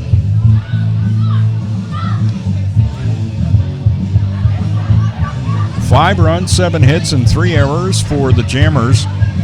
2 runs, 4 hits, and no errors for the Outlaws. Jamestown Jammers, one more game on the road tomorrow night. Be tuned at 6:35 for all the fun from Utica, New York. A couple of games scheduled at Newark. 7:05 starts on Tuesday and Thursday. Then a couple of home games. Yep, your Jammers will be back at Russell E. Dietrich Jr. Park on Friday, hosting these Oneonta Outlaws at 7:05, and then a game against Elmira at 7:05 before we head back out on the road to take on those Pioneers in a doubleheader on the 18th. Connor Rule steps to the plate for the Jammers here in the top of the 5th.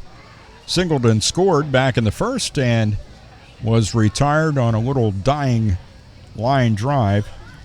Hit at the second baseman, Aaron Freed. Did that back in the 3rd inning. First pitch, off-speed delivery, catches outside corner. Connor Rule takes one. No balls and 1 strike. Rule, Conti, and Deaton due up here for Anthony Barone. There's an effort by Marcus White to pull that one in the strike zone. The ump wasn't buying what he was selling, and the count is evened up at 1 ball and 1 strike. 1-1 pitch. Ground ball in the hole between short and third. The shortstop knocks it down, throws, and does not get Connor Rule. Anthony Lazar disappointed with the call. Many of the Outlaws disappointed with the call, but as it has been said, it is what it is. An infield single. Great play by Lazar. It's just he did not get the out. It'll bring up right fielder John Conti. Conti hit by a pitch and scored in the first and struck out swinging in the 3rd for the 2nd out of that inning. Squares to bunt and bunts it down the 3rd baseline, foul, strike 1. No balls and 1 strike to the left-handed hitting right fielder John Conti. Conti coming into the game hitting .231. 0-1 the count to him here. Connor Rule down at first. And the 0-1 pitch, line drive in the hole between first and second into right field. Rule will stop at second base. And it's back-to-back singles by the Jammers to start the top of the 5th inning. Looking down toward the Outlaws bullpen, we start to see a little stirring. I think they're waiting for an official word as to who should get up at this point. Some activity down in the Jammers pen right now. I don't know how serious that is. We'll find out. This one's bunted down the 3rd base line and just going foul off the bat of Christian Deaton. Strike 1 to the left-handed hitting left fielder. Jammers now with 9 hits in the game.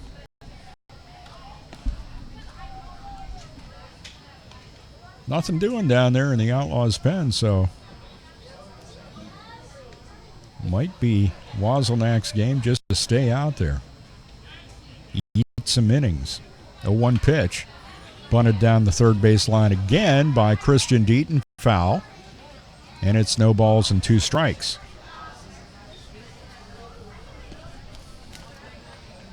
Matt Cross is catching in the bullpen for the Jammers. That almost looks... Yeah, that's not who that is. Is it? I have an idea. I'll let you know if I'm right or wrong. This one's popped off the bat handle, and the catcher Wozelnak the pitcher Wozelnak comes over the 3rd base line and catches that in foul territory for out number 1.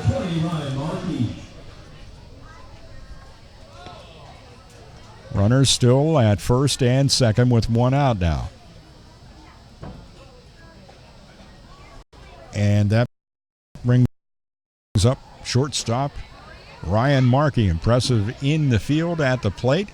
He walked back in the first and popped out to first base back in inning number 3, up here in 5th, with an opportunity. Runners at first and second and just 1 out.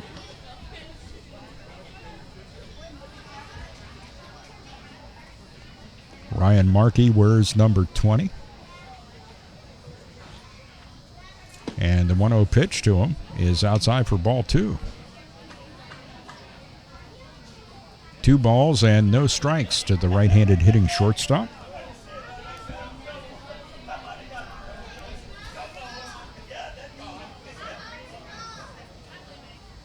.2-0 pitch on its way. In the dirt, bounces away from White all the way to the backstop. Moving up to third base is Connor Rule. John Conti up to second. Ball 3 to Ryan Markey.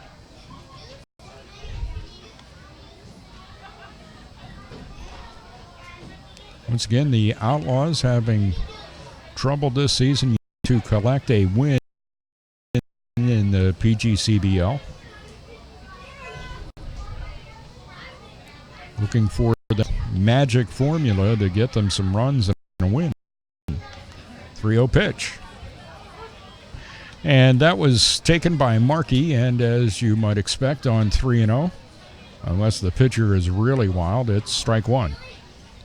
3-ball, 1-strike pitch. Catches outside corner. Now it's full with 3-2. You know, I thought that's who that was. I think that's Alex O'Donnell out there in the bullpen. He's trying to loosen up his shoulder a little bit. Line drive right at the third baseman. Thought he was going to be able to go and tap the bag and catch Connor Rule. That ain't happening, as they say. So it's a line drive out to the third baseman, Reed Massey. 2 out. And that brings up the number 9 hitter, Jimmy Standahar. Jimmy at the plate for a third appearance. RBI walk back in the first and a triple to lead off the fourth, and he came in to score. First pitch to him, a strike from Jason Wozelnak. No balls, 1 strike. 2 out, runners at second and third. Jammers trying to add on here in the top half of the 5th inning. Jammers got 4 in the top of the first, then picked up an additional tally in the 4th, courtesy of Standahar. Oneonta with 2 in the bottom half of the second. 5-2 is where we stand. I'm sure Anthony Barone would not mind if we added on. 0-1 pitch. Standahar rips one toward left. It gets down, and that's a single. He's going to wave the runner from second. Conti, here's the throw. It's well off the mark.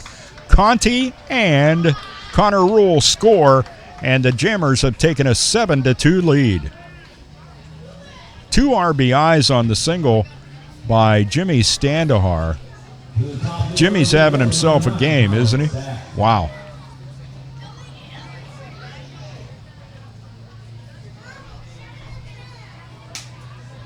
Got to be impressed with the way he just shows up to play every day. He ends up at second base when the throw came in at the plate. Back around to the top of the order, and Colin Stack. The curveball from Wozelnak misses for ball 1 to Stack. Colin on the evening, 1 for 3. 1 ball, no strikes, and Wozelnak went into the motion and then stepped off the rubber. Looking the runner at second, Jimmy Standahar back. 1-0 pitch. Popped up in the infield. First baseman Ian Fair comes over in foul territory, circles around a little bit, but hangs in there and makes the catch for out number 3. 2 more runs across for Anthony Barone's Jammers in the top of the 5th inning, and they did that on 3 hits. There were no errors by the Outlaws and 1 runner left on base. We have now completed 4 1/2 innings, and the score, Jammers 7, Outlaws 2. Stay tuned, more to come here on the Jamestown Jammers Baseball Network. Chris, you're not acting like a grown-up in our relationship. And 2.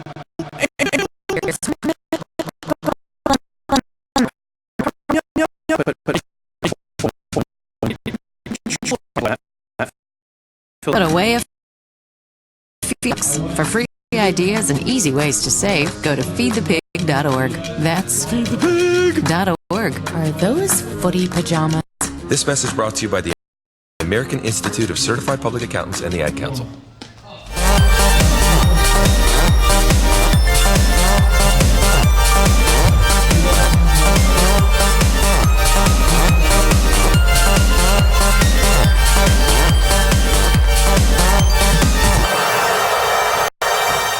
Nine, 1-2 due up for the Outlaws in their half of the 5th inning. Number 9 hitter is Reed Massey. He'll be followed by Stone Pellegrino, the leadoff batter, and the number 2 hitter, center fielder Brendan Brundage. Reed at the plate for a second trip. He grounded out to second baseman Jimmy Standahar for the final out of the second inning, and he finds himself back up here in the 5th. Kyle Backofen on the hill for Anthony Barone. Has given up 2 unearned runs. That one's fouled off of the mask of the catcher, Connor Rule. Connor will then take a hike out to the mound to try to shake the cobwebs out, and the ball has been messed up enough for the home plate umpire to throw it out. So it had to be messed up pretty good because they don't throw them out very often in the PGCBL. Strike 1 to count to Massey. Connor Rule back behind the plate. A cut and a miss by Massey on that pitch. Strike 2. No balls and 2 strikes on the right-handed hitting third baseman Reed Massey. 0-2 pitch. High outside, and the count now 1-2.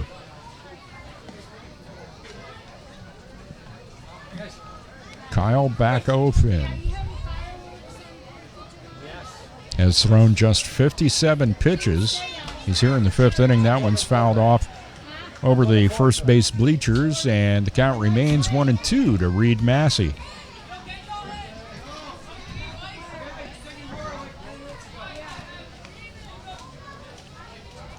One ball, 2 strikes. Massey, the leadoff batter here in the bottom of the 5th. That one in the dirt. Blocked by Connor Rule, and that ball will continue in play. Only on to Outlaws batting helmets. Look like the Baltimore Orioles. Popped up shallow right. Coming in for it is John Conte, and he'll make the catch. And that is out number 1. Massey pops out, and that'll bring up Stone Pellegrino.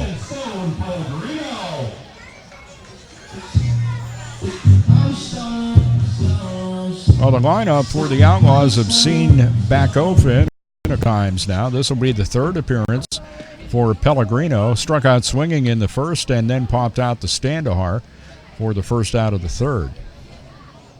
Pellegrino, the leadoff hitter, the first pitch to him a strike. This one's lined towards center field. It will drop. Colin Stack will not be able to get to that. And he hammers the no-ball, 1-strike pitch into center field as Pellegrino, and he's aboard with 1 out. Brendan Brundage will step up now for the Outlaws with a runner at first and 1 out.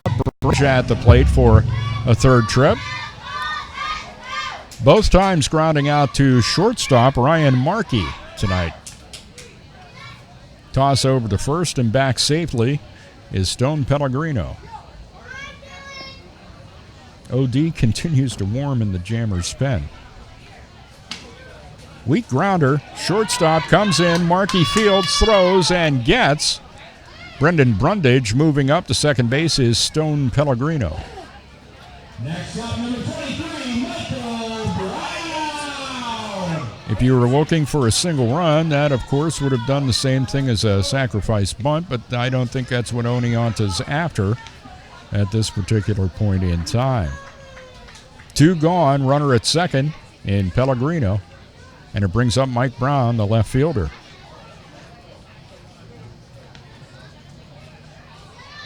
Brown at the plate for a 3rd trip, 1 for 2 so far, singled in the 3rd, grounded out to Chris Estrada for the final out of the 1st inning.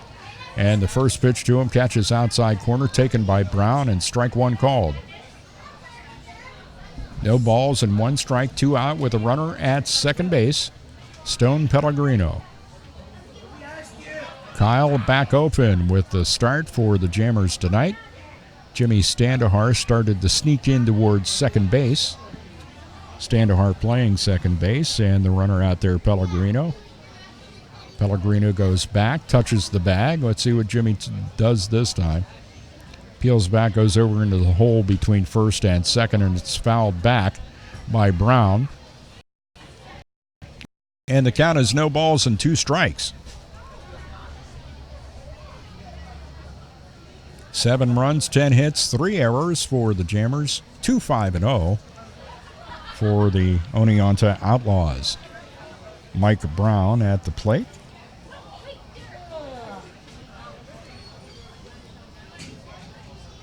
Brown attending Dartmouth from Pflugerville, Texas. And the pitch from back off and is low, and that is ball 1. 1 ball, 2 strikes. Evening begins to cool off nicely here at Domoshki Field. A couple. I was going to say not a cloud in the sky. There are a couple, but nothing, Quince. And nothing of any consequence out of that Mike Brown at bat as he watches. Strike 3 called. No runs across for the Outlaws in their half of the 5th. They did have a hit, and there were no errors by the Jammers.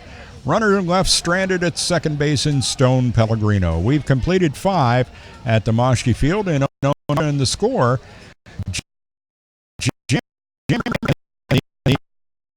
the Jamestown Jammers Baseball Network.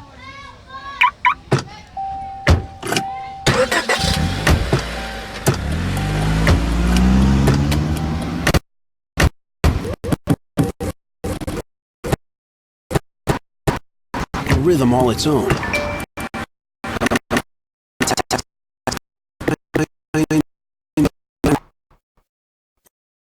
More tax-free driving tips, visit StopWrecks.org. Brought to you by the Ad Council and the National Highway Traffic Safety Administration.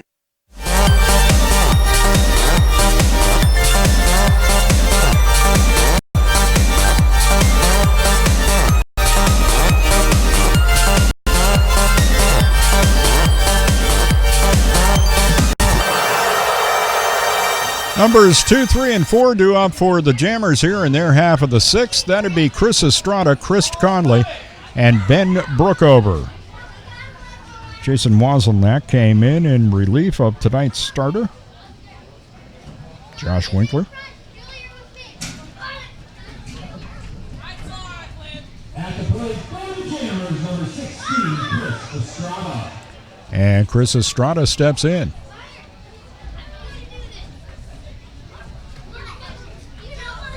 First pitch to him. Wozelnak catches outside corner, strike 1 call. At the plate for a 4th trip. He is 2 for 3 to this point. And when he singled back in the first, he came home to score. Next pitch misses outside low, and the count is even at 1 to Chris Estrada. 1 ball, 1 strike. 1-1 pitch to Chris Estrada's fouled back. Just beyond the first base bleachers. 1 ball, 2 strikes the count now.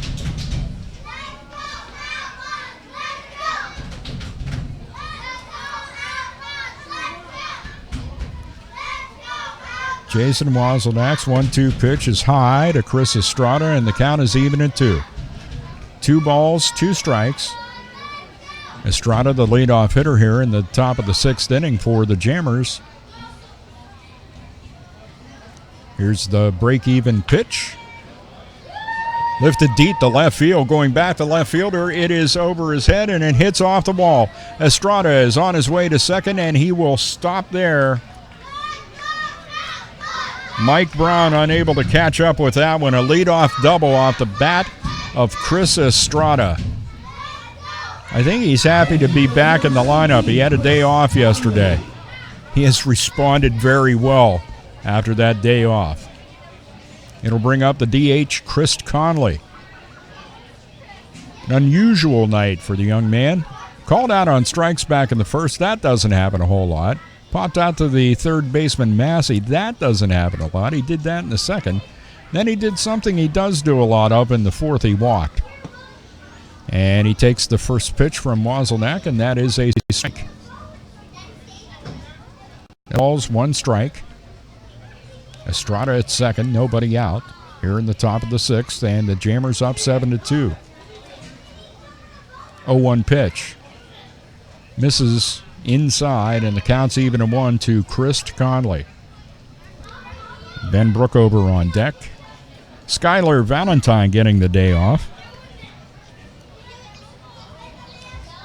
See if Coach Barone brings him back tomorrow, how he does. If he responds like Estrada did, we'll be very happy with that. Next pitch in the dirt to Conley in the count 2-1. 2 balls and 1 strike. Runner at second is Estrada with a leadoff double. 11 hits on the night for the Jammers on 3 errors as well for the team. High, deep to right field, twisting. Oh, did he hit that? Holy cow. I didn't even see how high up on the trees was where it went into the woods beyond the outfield fence. And this is not like Adirondack, where it's a short porch out there. It is 335, well beyond that. And that pitch is on the outside corner and strike 3 called. Another strikeout looking after a noisy strike 2 deep into the woods beyond the right field fence by Chris Conley. It'll bring up Ben Brookover. 1 out, Estrada at second. Ben with an RBI single back in the first to drive home Estrada. Then eventually Ben came around to score. Hit into an inning-ending 6-4-3 double play in the second and grounded out to Massey for the third out of the fourth. Here in the top of the sixth, and the first pitch by Wozniak catches outside corner. Strike 1 called. No balls and 1 strike. On deck is Connor Rule. 0-1 the count. Misses low that time, and the count's even at 1 on Ben Brookover.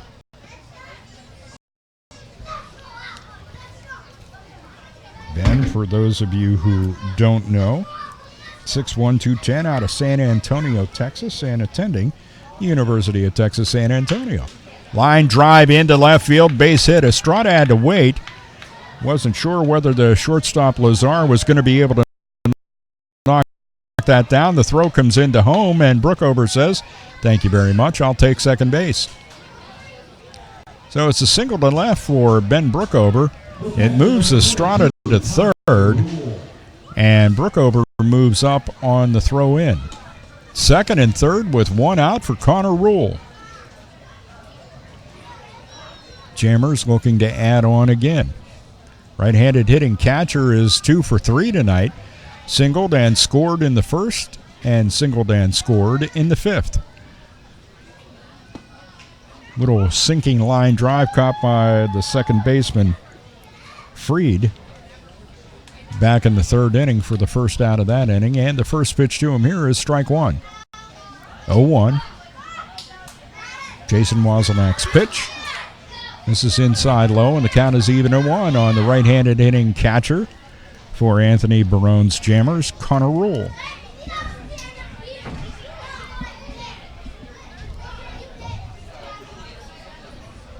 One pitch in the dirt. Ball 2.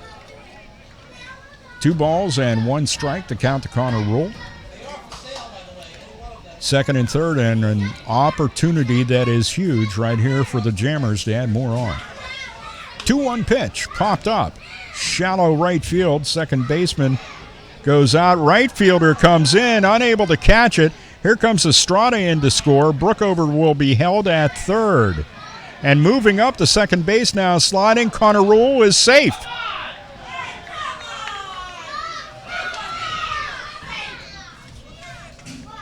Aaron Freed went out, and then he kind of lost track of the ball when he got out there, and Stone Pellegrino was unable to back him up on that, so the ball falls in.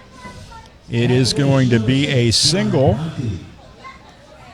for Connor Rule on that pop-up. And you can give him an RBI on that single as well. Brookover moves over to third. It's now 8-2 in favor of the Jammers. And at the plate, John Conte. You know, at times this team is just very opportunistic, and that's what's going on here.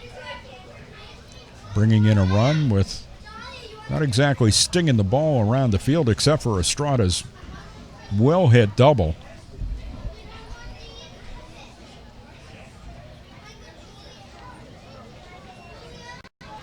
Eight runs on 13 hits for the Jammers. Pitch to Conti is a ball. 1 ball and no strikes. Jason Wozelnak here in the 6th, and nothing doing in the Outlaws' pen. This one is fouled back to the home plate grandstand netting. And that makes it 1 ball and 1 strike to John Conti. Has a look down at Anthony Barone at third. Don't know what Anthony may be telling him at this point. Runners at second and third and 1 out. That one's outside in the dirt, ball 2. Not a whole lot your head coach can tell you at this point, but it's your job to take a look down there and see what he may have in mind. I think what he has in mind is bring home these 2 guys, please. 2-1 pitch. Curveball misses as it dives over the plate low, ball 3. 3-1 now, the count to John Conti, left-handed hitting right fielder. 1 out, runner at third, Ben Brookover, Connor Rule at second, the pitch ripped foul down the first base line. Past a ducking Hayden Carter. Count is now full at 3 balls and 2 strikes. And looking out there at the Outlaws, some of the old slumped shoulders that a team will get when they're feeling down about the game they're in. 3-2 pitch. Conti pops this up, giving chase. First baseman will not be able to get to it. Ian Fair has made a couple of foul ball catches, but that was into some seating that they have right down the line. They're kind of like box seats just past the Jamestown Jammers dugout down the first base line. Unable to get to that one. Count remains 3-2. Wozelnak's pitch. Cut and a miss, strike 3. So he gets John Conti at the plate for out number 2. Chris Conley called out on strikes. Conti struck out swinging, and that'll bring up Christian Deaton.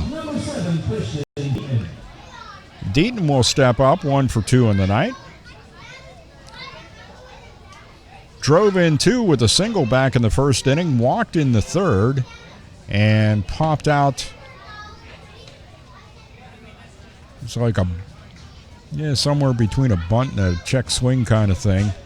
That the pitcher came off the mound and caught in the 5th inning. First pitch to him a ball. The next delivery misses as well. Ball 2. 2 balls, no strikes. Second and third and 2 out now for the Jammers. They have brought 1 run across. 2-0 pitch. Curveball. Manages to drop into the strike zone. And the count now 2 balls and 1 strike. Alex O'Donnell finished his loosening down there in the bullpen, trying to keep his shoulder loose. And that pitch from Deaton misses for ball 3. 3 balls and a strike now to Christian Deaton. On deck, shortstop Ryan Markey. 3-1 pitch is fouled over the third base bleachers and hits on the roof of one of the very nice buildings here at Demoshke Field. I'm sitting in the old part. You go underneath these grandstands here behind home plate, and you're looking into history. 3-2 pitch grounded. Off of the mound, the shortstop is up with it, throws to first, and just gets Christian Deaton for out number 3. That'll do it for the Jammers in their half of inning number 6. They do score another run, and they did so on 2 hits. No errors charged to the Oneonta Outlaws, and a couple runners left on base. Score at the end of 5 1/2, Jammers 8, Oneonta 2 on the Jamestown Jammers Baseball Network. Happy to have you with us on this beautiful Saturday night. So you see, son, good manners are important. Should I go through it again? Yes. Yes, please. Yes, please. Exactly. Always say please, thank you, you're welcome, and excuse me. Sit up straight, hold doors open, don't speak with your mouth full, keep your elbows off the table. Share your things, be nice and generally treat. Most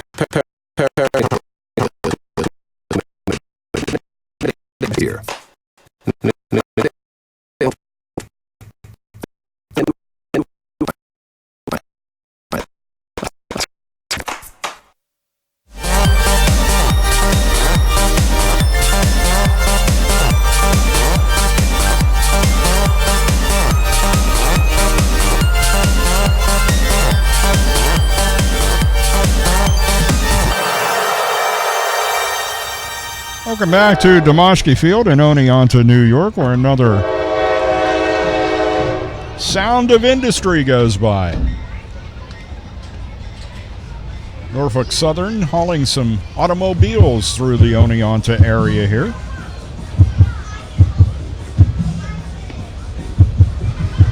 Pretty nice start so far for Kyle Backofen.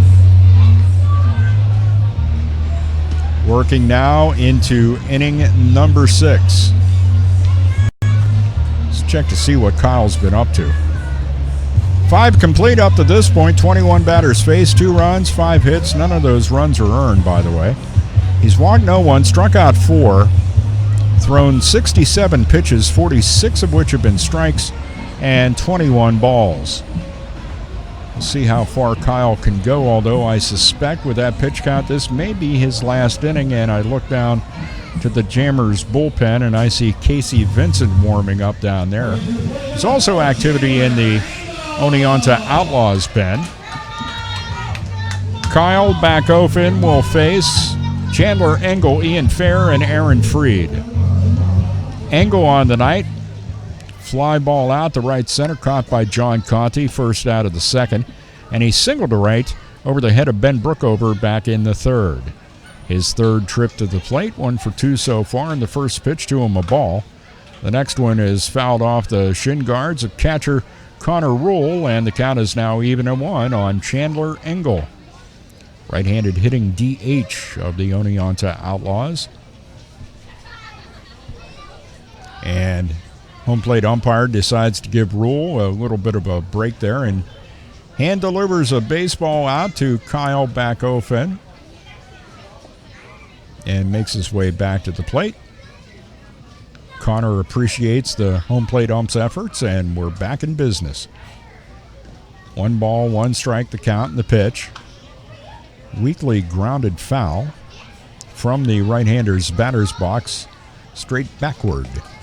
And the count now 1 ball and 2 strikes.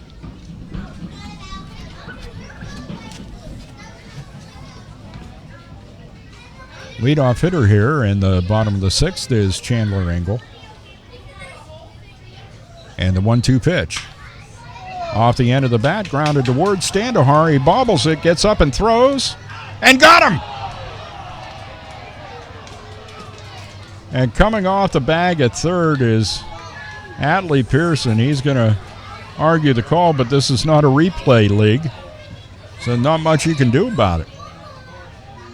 He could call the home plate umpire in, but the home plate umpire does not have as good an angle on that as the bases umpire does. Good recovery by Standahar. He recovered and threw all in one motion and avoided being charged with an error and got the out. Bang, bang at first, 1 up, 1 down. And that will bring up first baseman Ian Fair. And this has got to be one of those situations for the Outlaws with that play there by Jimmy Standahar where you start to shrug your shoulders and ask, can we get a break? They just can't seem to. They have yet to win a game in 2017. The first pitch to Fair is outside on the corner, strike 1 called. No balls and 1 strike. Kyle Backofen's pitch. Outside corner again, strike 2 called. Kyle working nicely. It's almost like he was buoyed up by that play by Standahar. The 0-2 pitch. A weak grounder in that Devil's Triangle area, fielded by Brookover, throws to Backofen, and the runner is safe. As Kyle is unable to get his foot on the bag.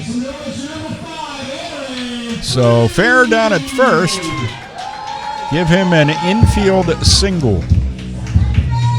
That's one of those, that's the Devil's Triangle of the infield there, where it's such a high hopper. It's not strongly hit. The second baseman, the first baseman, and the pitcher all converging into the same area, and the result is Ian Fair is down at first with 1 out. Anthony Barone will come in out of the Jammers dugout and take the ball from Kyle Backofen. And let's see if this is actually OD that comes in to pitch. Kyle back offense. Night is done.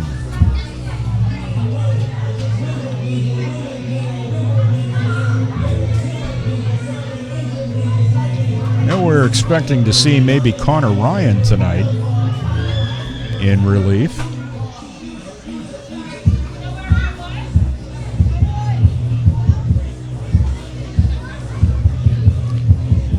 So Anthony Barone's team up by a score of 8-2.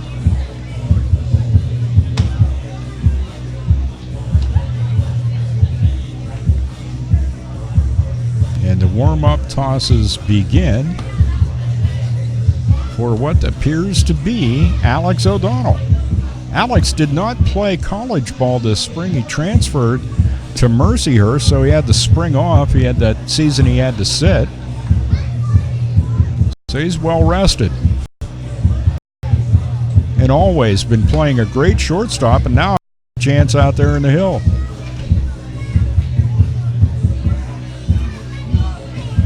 So OD replacing starting pitcher.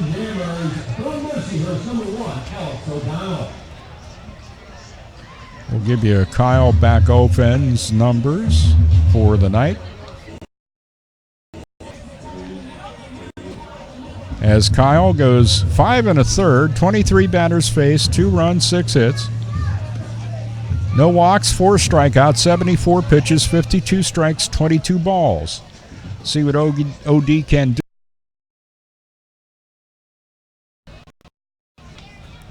Jammers scored 4 runs in the top of the first inning.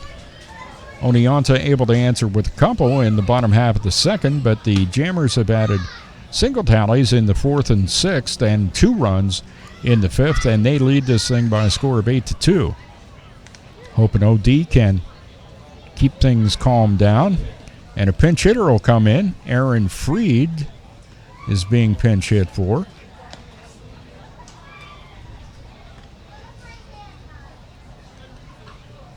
Now batting for your Oneonta Outlaws, number 11, Ben Rhodes. Ben Rhodes in to pinch hit for Aaron Freed. Runner down at first. 1 out. First pitch to Rhodes by O'Donnell inside, ball 1. 1 ball and no strikes. Anthony Lazar on deck. 1-0 pitch by O'Donnell. Just misses a bit high to Ben Rhodes. 2 balls, no strikes. Not the first time that Anthony Barone has used OD out there in the hill. 2-0 pitch. Lofted to left field.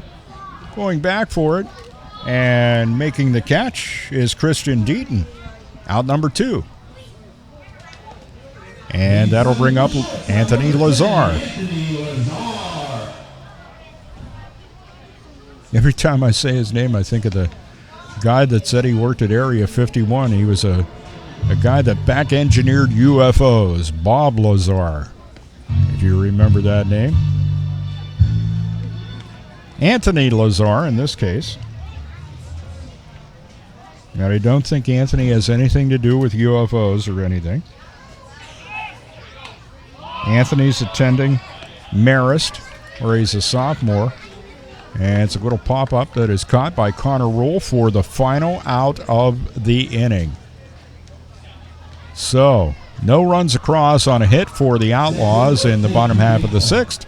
No Jammers errors and a runner left on base. The score at the end of 6 in Oneonta, Jammers 8, Outlaws 2. More after this on the Jamestown Jammers Baseball Network.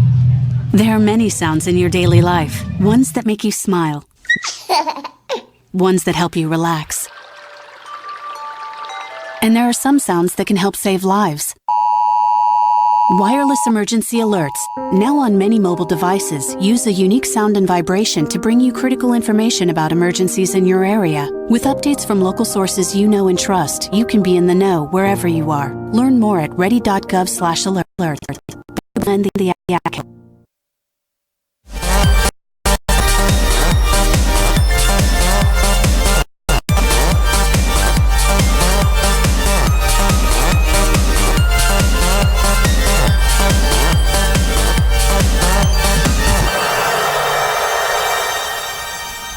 It is the top half of inning number 7, and for the Jamestown Jammers, the numbers 8, 9, and 1 hitters will be up. That'll be shortstop Ryan Markey making his Jammers debut tonight and doing a fine job, I might add. Jimmy Standahar will bat second. Jimmy's having an outstanding night as well. And Colin Stack, the leadoff batter. Markey in the field has been really good. And he is 0 for 2 at the plate, but that's okay. He did walk back in the first inning, made it up to second base. Popped out to the first baseman in the third for the final out of the inning, and a line drive at the third baseman, Massey, for the final out of the fifth, up here in the seventh now. And I do believe Wozelnak is still out there. And the first pitch on the outside corner, the lefty Wozelnak brings it to Markey, and he takes strike one. Markey, the right-handed hitter. Wozelnak's no ball, 1 strike pitch. Misses outside that time, and the count's even at 1.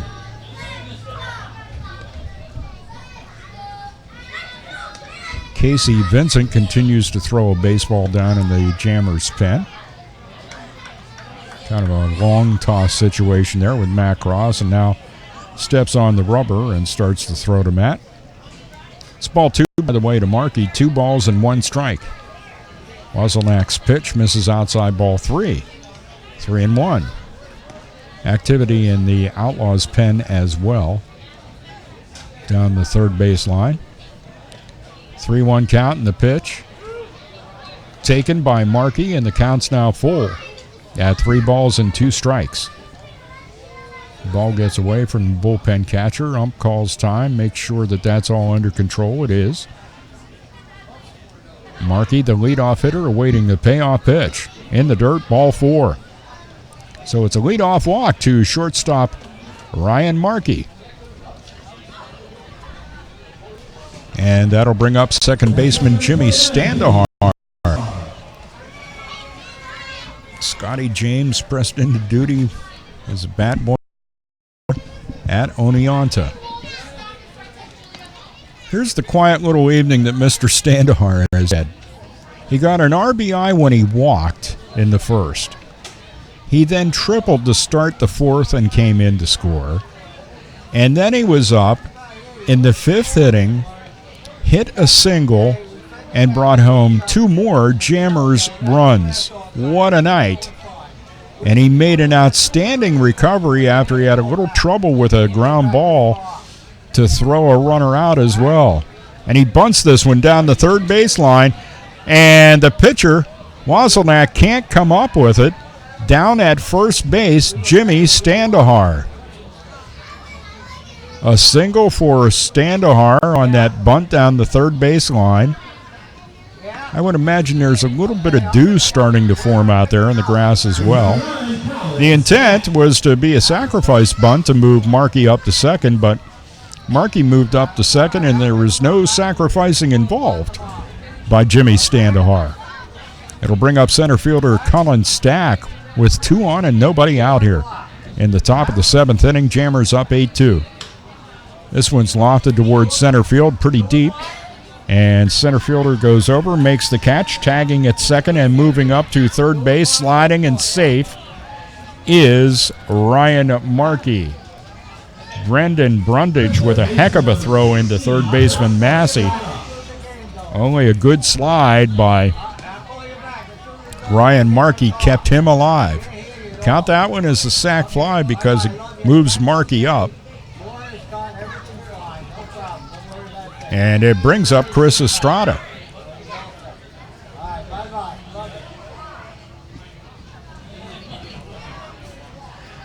Jamestown Jammers with runners at the corners and 1 out for Chris Estrada. Estrada's had himself a night too.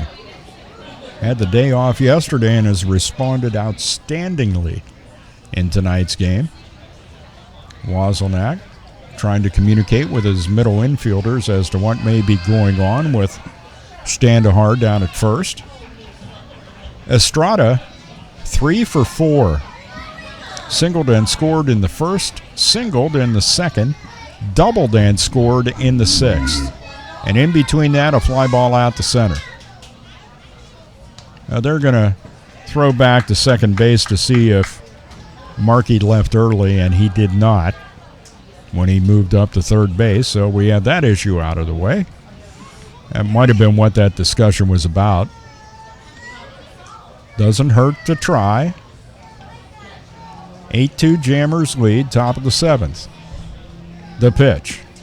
Estrada watches that one outside, ball one. 1 ball and no strikes to the right-handed hitting shortstop of the Jammers, third baseman Chris Estrada.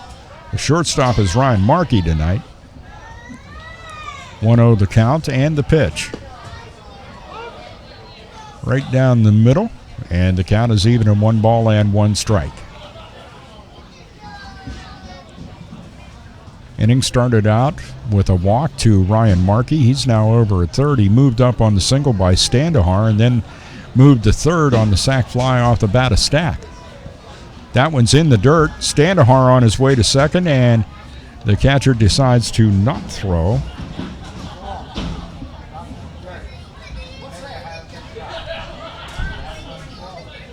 And it is ball 2 to Estrada. 2 balls and 1 strike.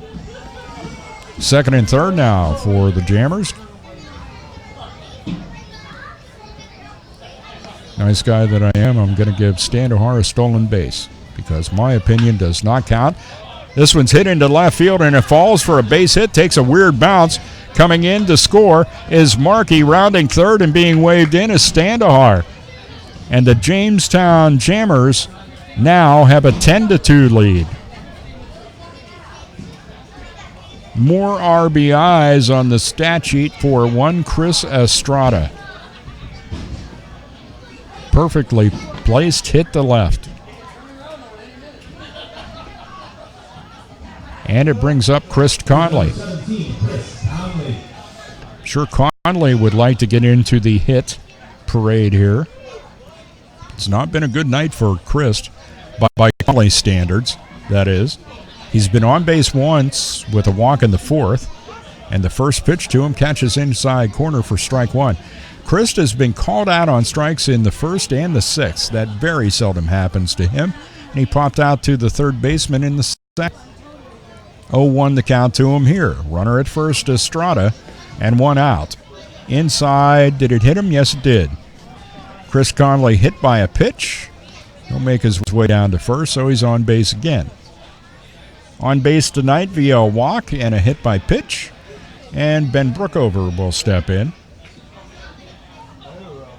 Chris Conley does crowd the plate a bit on the left-hand side, and he gets hit his share of times. And so that'll bring Atlee Pearson out of the Oneonta Outlaws dugout, and I think he's going to make a change here and pull Jason Wazelnak. Into pitch runner for Jamestown from Niagara, number 13, Nick Burnick. Nick Burnick, by the way, has been sent into pinch run for Chris Conley. And here comes someone out of the pen for the Oneonta Outlaws. Try to catch a number as he gets out there on the hill.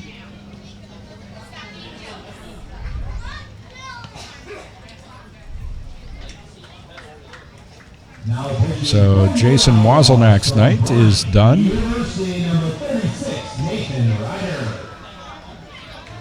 Nathan Ryder will come in now for the Outlaws. 1 out. And a couple of runners on. Estrada at second. And Nick Burnick down at first base. Lots of things happening here in the seventh. The Jammers trying to get to 6-2 on the young season. Oneonta trying to avoid going to 0-7. You probably can't hear or understand me, and I apologize for that, but it's what happens when you're sitting down in the stands. I don't mind it at all. That's probably the only downfall to being down here is when they start to play the music that loud. And hey, no big deal. Stuff happens, you know.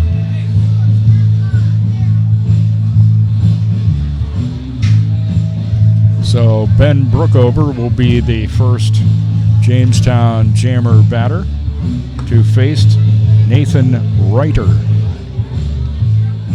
Spelled like the Wright brothers with an ER at the end.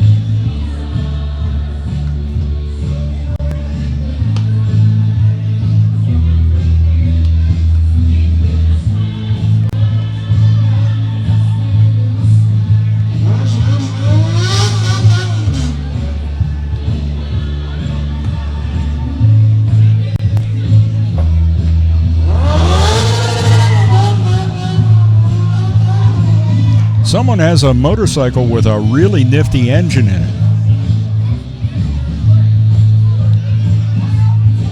At least we're led to believe that. I'd rather hear the sound of a locomotive going by, blowing its whistle. Oh well. Any price for attention, I suppose. Give you the final totals for Jason Wazelnak on the night. 3 innings, 19 batters faced, 4 runs, 8 hits. Walked 2, struck out 2, hit a batter, and threw a wild pitch. 71 pitches for Wazelnak. 39 of those were strikes and 32 were balls, and Ben Brookover, the first batter to face Nathan Reiter. And the first pitch by the big righty misses outside, ball 1. Nathan Reiter, 6'6", 240, out of Windsor, New York, attending Bryant University, the Bulldogs. 1-0 the count. Ben Brookover with that open stance and then kind of closes it up when he lifts his leg to get ready to swing. Takes the pitch for strike 1. 1 ball and 1 strike.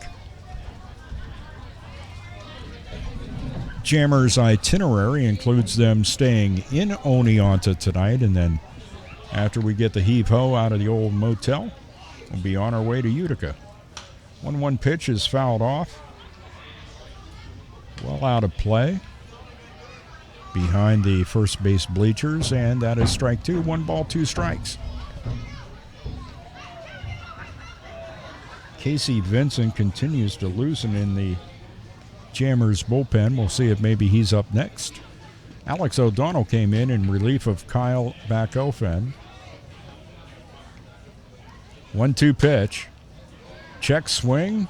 No, they say Ben Brookover went around. Strike 3. Yeah, picky call there, but hey, it is what it is, you know. Head back to the dugout.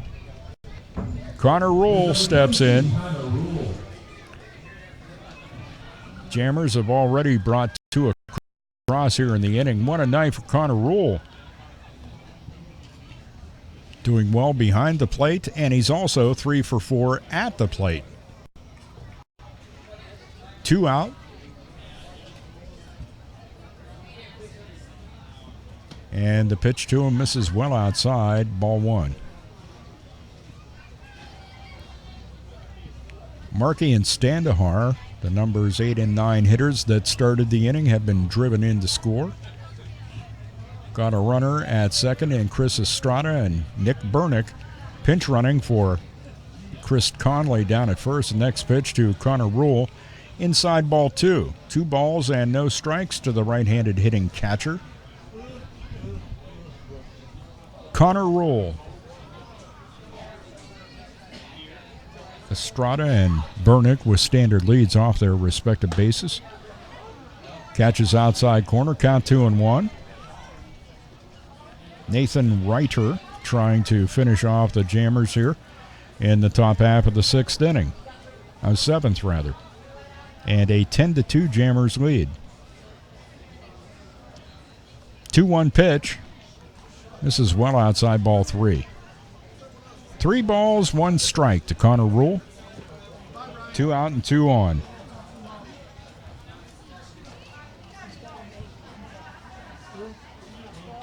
Nathan Reiter with the 3-1 pitch. Connor Rule asked to cut at that one. That was well in the strike zone and a good pitch to try for, but he got enough of it to foul it straight back to the home plate grandstand chain link. And the count is now full with 3-2. 3 balls, 2 strikes.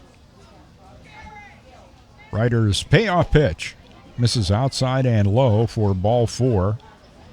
Some of the Outlaws were headed to the dugout thinking that was strike 3, but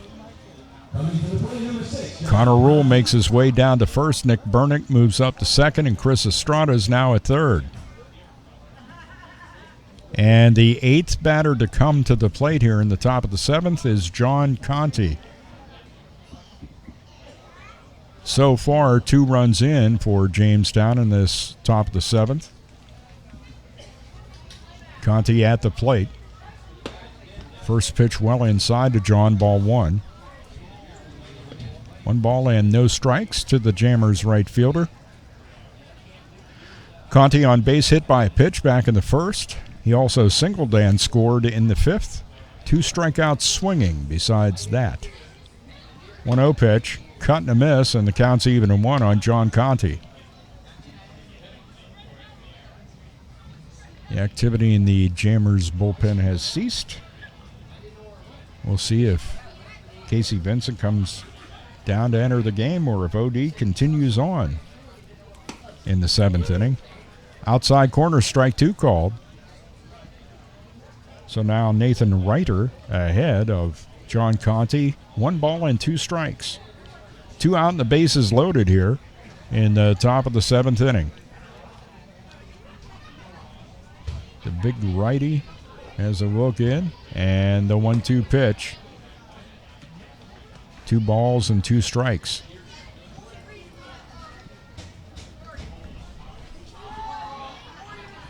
Jammers have had these patient at-bats. These are always tough. 2 out, don't want the inning to end.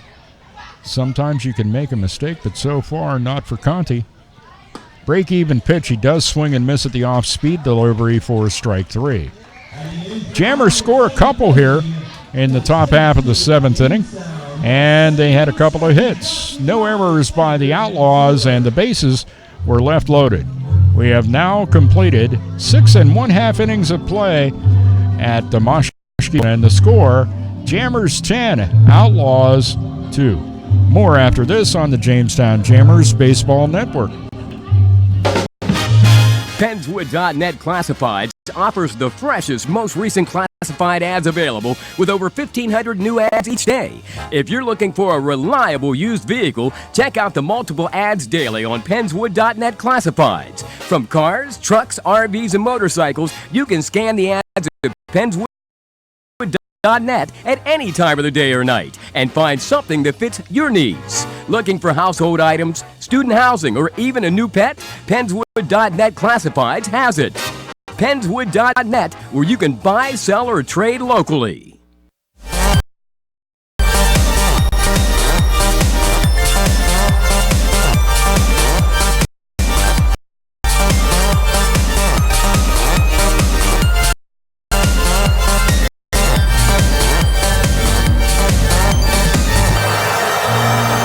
Ah, yes, the old take me out to the ball game 7th inning stretch at the Moshki Field. Finishing up here as the fans came hoping to see their Oneonta Outlaws get their win of 27 at the sense of the Jamestown Jammers.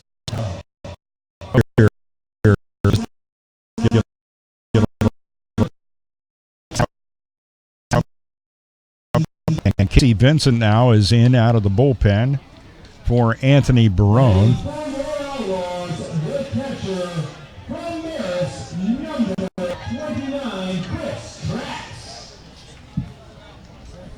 New catcher into the game for the Oneonta Outlaws a little while back as Marcus White eventually left the game.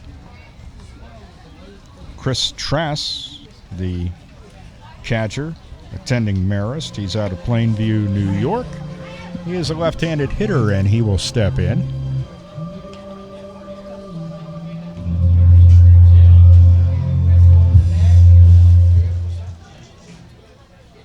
Marcus White had started the game behind the plate. First pitch to Strass by Casey Vincent is ball one. This one's grounded. Nice stop by the shortstop. Ryan Markey gets up, throws. Ben Brookover cannot make the scoop. The ball goes over to the fencing, and moving up to second base is Trask with an error charged to the shortstop Markey. Put your hands together for number 2, Reed Massey. Third baseman Reed Massey will step in now with a runner at second and nobody out.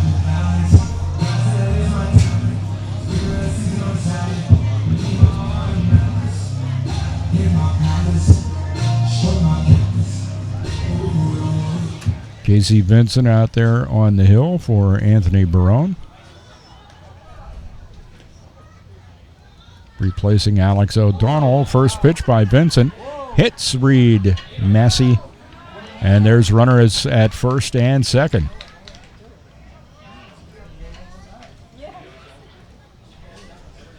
Nobody out. Back to the top of the order with number 27, Stone Pellegrini. Well, the offense has been producing again for Anthony Barone. It's not been a clean night in the field, that's for sure. Trask got on with an error to Ryan Markey and then moved up to second because that throw went awry. Fourth error of the night for the Jammers.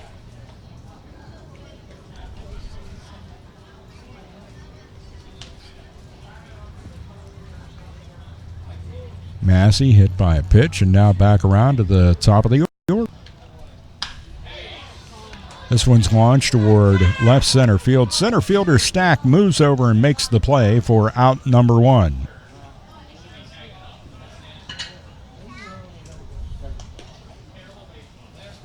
One gone, runners still at first and second for the Outlaws here in the bottom of the seventh.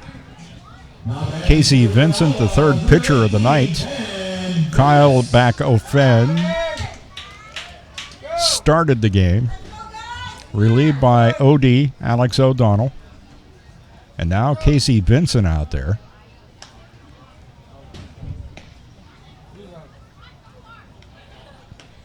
Brundage, the center fielder at the plate. The first pitch to him misses outside by Vincent, ball one.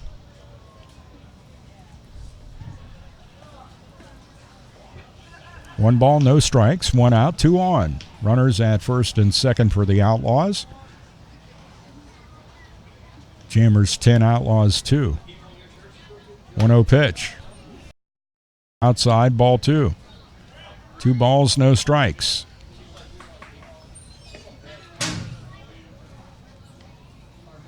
And the home plate umpire gets Mike Brown to retrieve a stray ball that was down there behind the home plate area.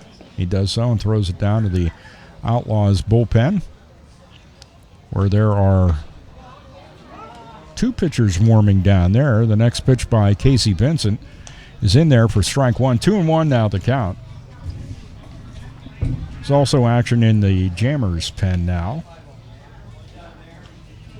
Vincent, the third pitcher of the night, 2 balls and 1 strike. And the pitch to Brundage misses outside, ball 3. 3-1.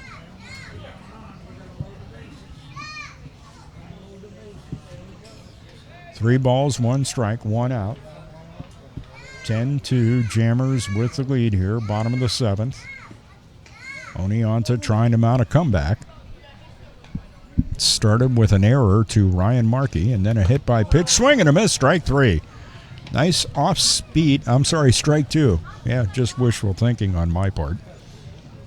3-2, full count. 1 out and 2 on. Brendan Brundage, left-handed hitter at the plate. Can Vincent get him here? Payoff pitch. He does get him to swing and miss, strike 3. I was a little ahead of myself, as it turns out.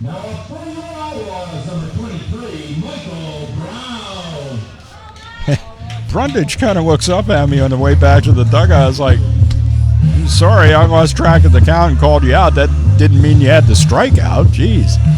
Mike Brown will step up.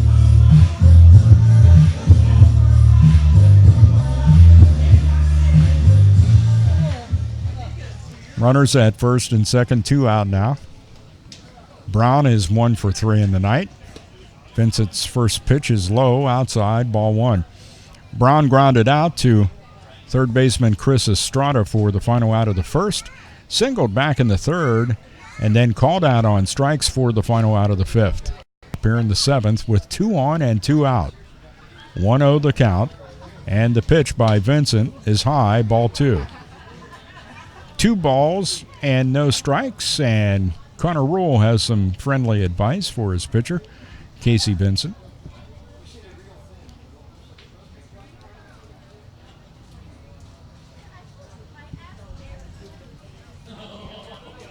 Two balls, no strikes.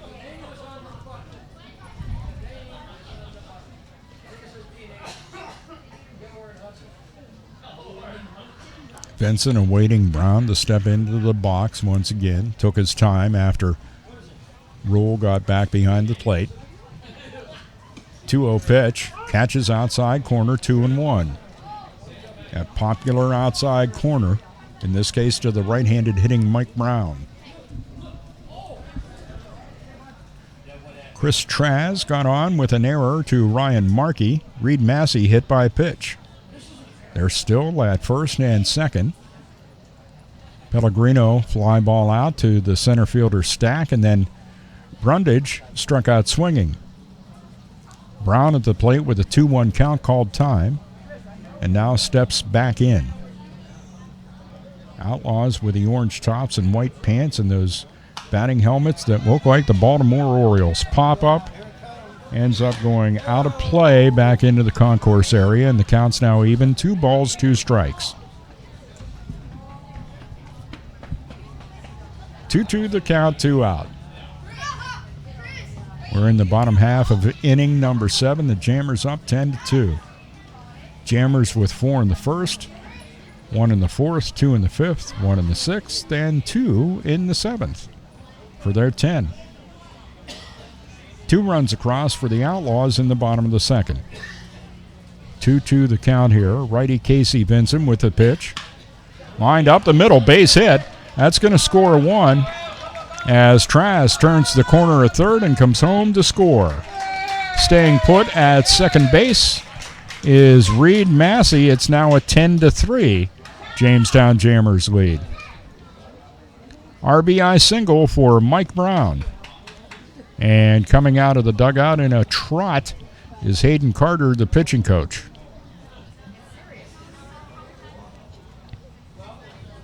And the Outlaws celebrate the scoring of Chris Traz on the single off the bat of Mike Brown. DH Chandler Engel will bat next. See exactly what is going on here as far as whether the Jammers may be making a move. I didn't think they would. I've never seen Hayden go out there with a hook.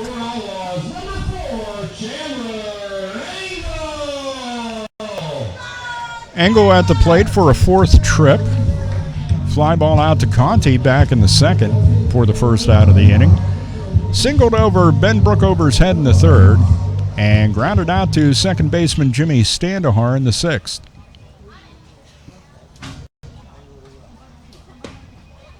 Two out. Casey Vincent's first pitch on the outside corner to Engel, strike 1.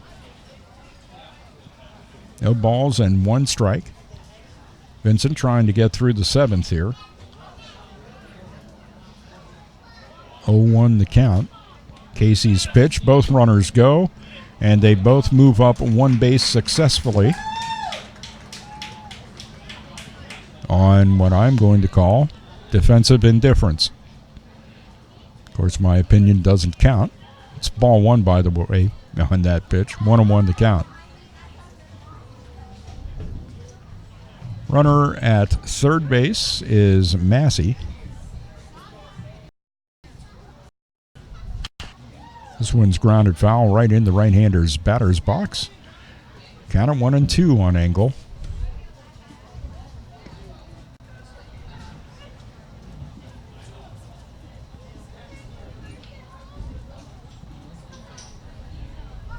Runner at second is Brown. Down at third, it's Massey. 1-2 the count with 2 out. Pitch by Vincent. Swing and a miss. Strike 3. Caught him with a little high cheese on the outside corner. Engel was buying, but Casey Vincent was selling. And that brings the inning of number 7 to an end for the Oneonta Outlaws. They do bring 1 run across. They do so on 1 hit. An error charged again to the Jammers, their 4th of the night. And 2 runners left on base. The score now at the end of 7, Jammers 10, Outlaws 3. More after this on the Jamestown Jammers Baseball Network. To have you a beautiful Saturday night. Hi, Mom. Is Claire's birthday party today? Me again, Mom. Where did I put my history book? Hi. Sorry, forgot one last thing. Sometimes it's hard to concentrate. At school, I start looking out the window, and then I forget what I was supposed to be thinking about. I know it seems like I don't care, but I do. It's just difficult for me. Love you, Mom. Bye. Join parents and experts at Understood.org, a free online resource about learning and attention issues to help your child thrive. Brought to you by Understood.org and the Ad Council.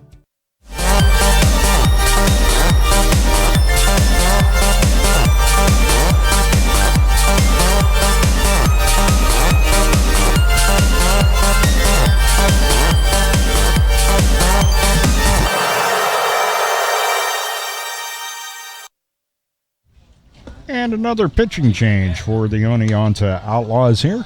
In tonight's ball game, in the 8th inning, they choose to bring in number 20. Nope, can't. No, we had the wrong number for Brown to begin with, so not exactly sure who may be out there at the moment. It is number 20. Check the backup roster for the Outlaws and see if I can figure out who that is. Number 7, 8, 9 due up for the Jammers here in the top half of the 8th inning. Jammers leading 10-3.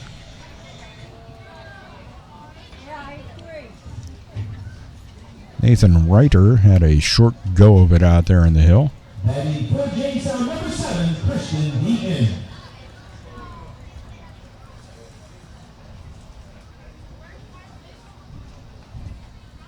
Christian Deaton will step to the plate for the Jammers.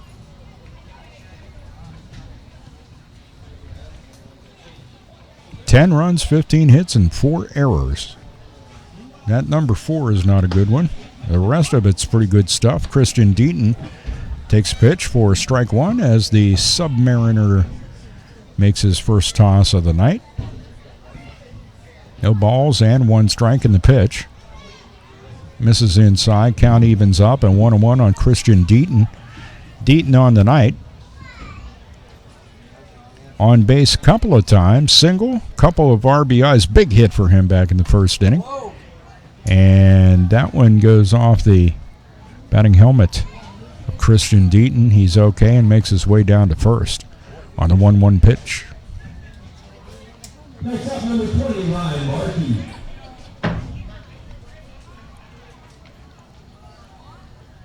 Leadoff man is on for the Jammers.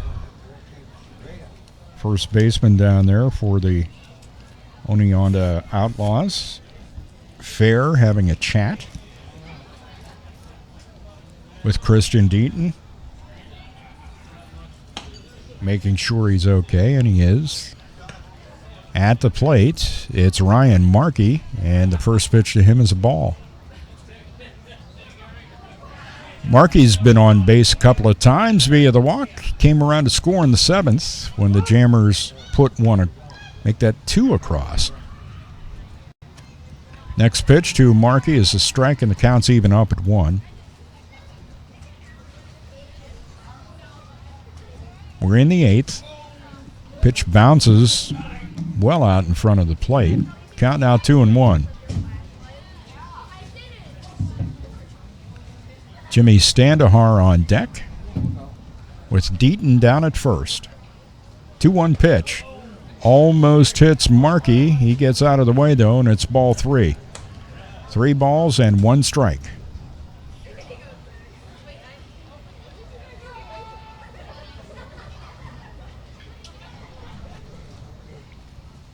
(3-1) the count.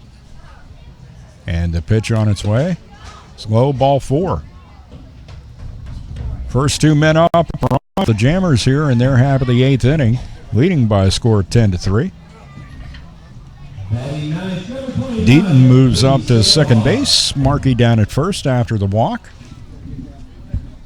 Markey on base 3 times via the walk in tonight's game.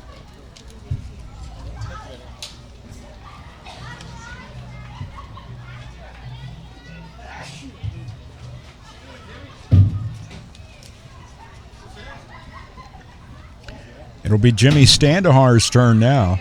Jimmy's had himself a night at the plate. Good night in the field as well. And the first pitch to him hits him. I mean, in on the hip hard. So now Deaton over at third.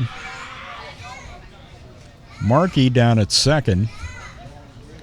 Jimmy Standahar down at first after being hit by a pitch. Second batter to be hit by a pitch in the inning. And we come around to the top of the order, and Colin Stack will step in.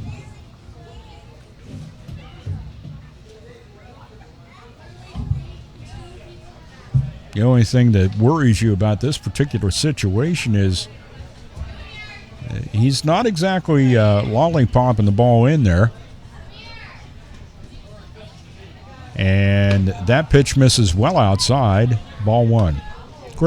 Great fans here. Just had a couple that right beside me joining me for the night, and they both waved good night as they make their way out of the stands. 1-0 pitch. That's in there, and the count's even at 1 on Colin Stack. Strike zone somewhat elusive so far, but that time he finds it. 1-1 the count. The pitch. Grounded in the hole between first and second into right field. 1 run is in to score. That's Deaton. Anthony Barone stops Ryan Markey at third. It is now 11-3 in favor of the Jammers. The batter of record for Jamestown, number 16, Chris Estrada. Jammers' success offensively continues here. And you know that we're going to run up against one of those lights-out kind of pitchers, and it's going to be a night where these kinds of things are not going to happen. So enjoy them now. As it has been said, and I firmly believe, good pitching stops good hitting, so at some point that'll happen. First pitch this time to Chris Estrada from the Submariner is there for a strike. Bases still loaded and nobody out. And Anthony Barone, I think, trying to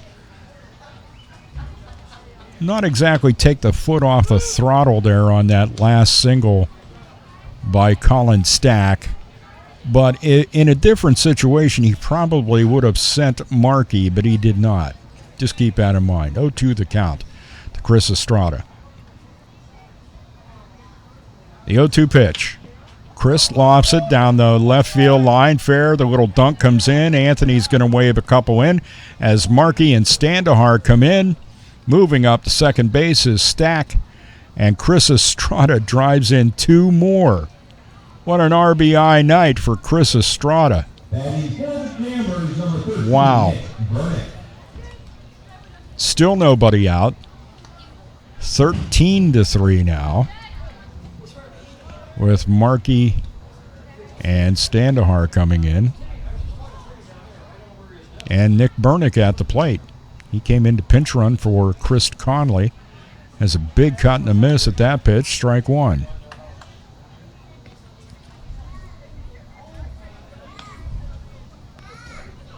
No balls, 1 strike. 2 on, nobody out. The pitch misses well out into the left-hander's batter's box by the Submariner, and the count is now even at 1. Estrada has 4 RBIs on the night. Line drive. Nice stop by the shortstop. Tries to go to second, but throws it away from him. Bases get loaded up once again for the Jammers. First error of the night will be charged to the shortstop of the Oneonta Outlaws, Anthony Lazar. Burnick reaching on the error. And that brings up Ben Brookover with the bases loaded and nobody out. As the frustration mounts for the Outlaws fans and their manager. 1 ball, 1 strike, the count to Ben Brookover here. We are in the top half of the 8th inning, and the Jammers are up 13-3. 2-1 the count. And the pitch to Brookover. Weak grounder down the third baseline. It stays fair. They come home, and they get the runner coming in from third, Colin Stack. He is forced at home plate. Pitcher to catcher. 1 gone in the Jammers' half of the 8th inning.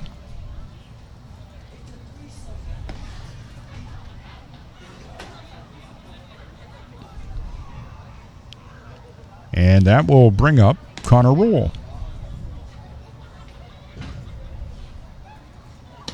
First pitch is well inside, almost hit him on the kneecaps. But he gets out of the way of it. It's ball 1.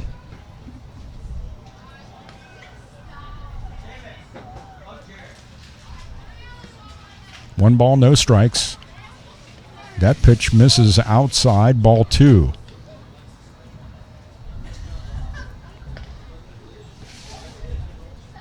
Estrada down at third base. Burnick at second, and Ben Brookover, that is, down at first. That pitch misses, and it's 2 balls and 1 strike to Connor Rule. We are in the top of the 8th inning. There's 1 out with the bases loaded. Jammers up 13-3.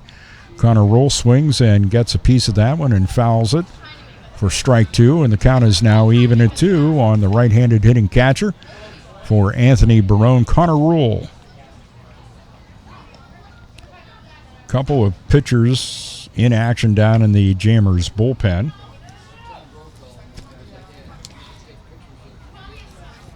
Isaac Meza is down there catching, he and Matt Cross. That pitch in around the knees of Connor Rule once again, taken by Connor, ball 3. 3 balls, 2 strikes. Bases loaded and 1 out. Top of the 8th inning, 3 are already in for the Jammers here. Connor Rule with a little pop-up. Second baseman is going to be able to handle that one. And Aaron Freed comes up with it for out number 2. So Connor Rule becomes the second out of the inning. And once again, the Jammers have batted around in a frame. 9th hitter to come to the plate, John Conti. Comes in with the bases loaded, 2 out, and 3 runs in for the Jammers. John watches the first pitch low for ball 1. 1 ball, no strikes.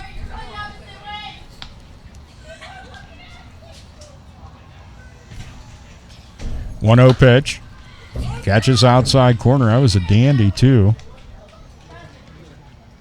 Number 20, the submarine throwing righty for the Oneonta Outlaws.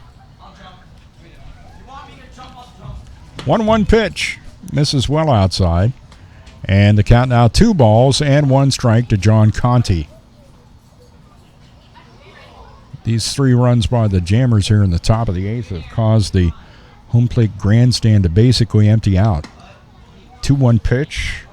Missing outside for ball 3. Walk brings in a run here. Wouldn't be the first jammer of the night to get an RBI and a walk. 3-1 the count. And the pitch.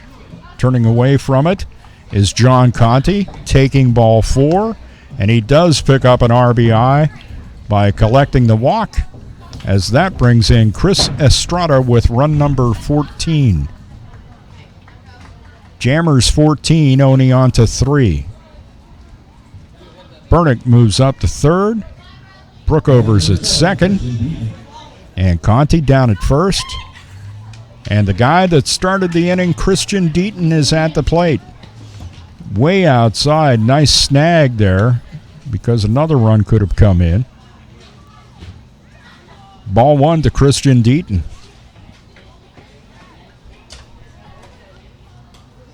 One ball, no strikes. And the pitch.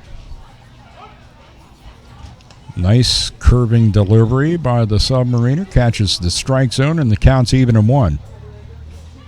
1 ball and 1 strike. Deaton started the inning by getting hit by a pitch. He eventually came around to score. Hits this one on the ground to the shortstop. He bobbles it. Tries to go the short route, and they say he's out. And I will say this, John Conti was not ready, willing, and able to leave the bag even though he was called out. That'll do it for the Jammers in their half of the 8th inning as they bring across 4 runs. Let me see how many hits we had there. 2? 4 runs on 2 hits. The Oneonta Outlaws commit their first error of the night, and there were 3 runners left on base. We have now completed 7 1/2 innings of play, and the score, Jamestown 14, Oneonta 3. Back with more right after this on the Jamestown Jammers Baseball Network from Domoshki Field in Oneonta, New York. Man, do I love card night. You ready, boys? You got a king? Go, fish dad! Oh, come on! This is WWE superstar Titus O'Neil. The smallest moments can have the biggest impact on a child's life. Take time to be a dad today. Learn more at 877-4DAD-411 or visit fatherhood.gov. Brought to you by the U.S. Department of Health and Human Services and the Ad Council.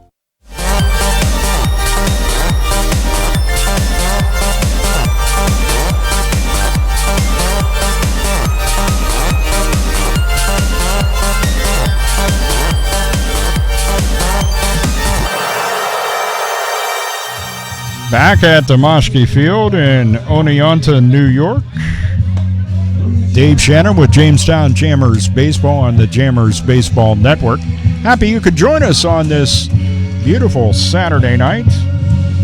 Sitting in the grandstands to bring you tonight's game and having a lot of fun with the folks here in the home plate grandstand. And now, besides myself and the bus driver and 2 of the bus driver's children who are now exiting the home plate grandstand, there are only 3 other people here up in the grandstand part, and there are a total of 5 people down in the box seat area, as it's been a frustrating start for the Outlaws. Came into the game 0-6, ground ball to short. Ryan Markey's up with it, throws to Ben Brookover, and just gets Ian Fair for out number 1. Second baseman Ben Rhodes will step in with 1 out and nobody aboard.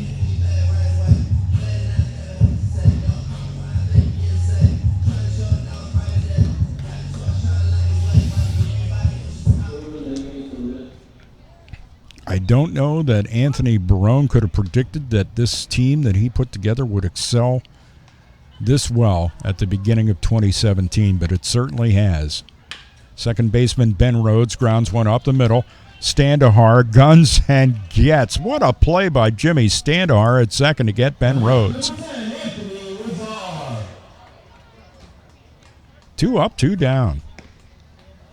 Standahar has impressed at second base tonight. Ryan Markey, with his first start for the Jammers there at short, has had a Pretty darn good game. Anthony Lazar, the shortstop, speaking of shortstops, for the Outlaws is at the plate. And I think we have Colin Johnston out there pitching for the Jammers. Forgot to mention that. Pitch is on the outside corner, counts even at 1-1.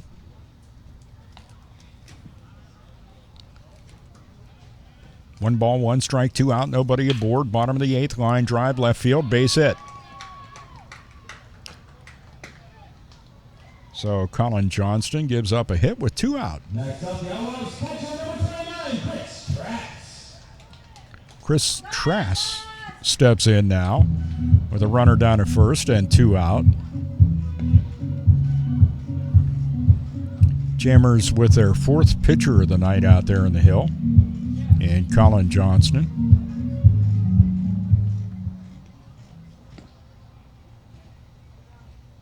Two out, one on. He comes to the plate, catches the inside corner, and that is strike one.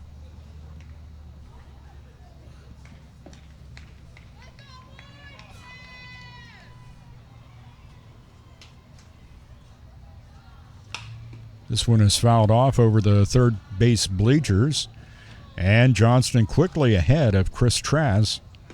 No balls and two strikes.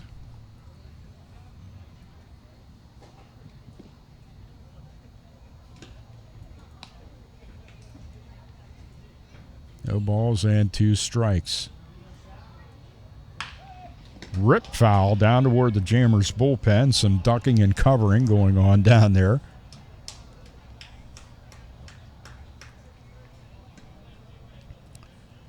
Ground out to shortstop by Fair started the inning. A ground out to second by Rhodes. Second out of the inning, Lazar singled to left. It's 0-2 right now to Chris Trass. Trask lofts one high, pretty deep to left center field. Stack on his way over. As well, the left fielder, Christian Deaton, makes his way over, and Christian will take care of that one for the Jammers.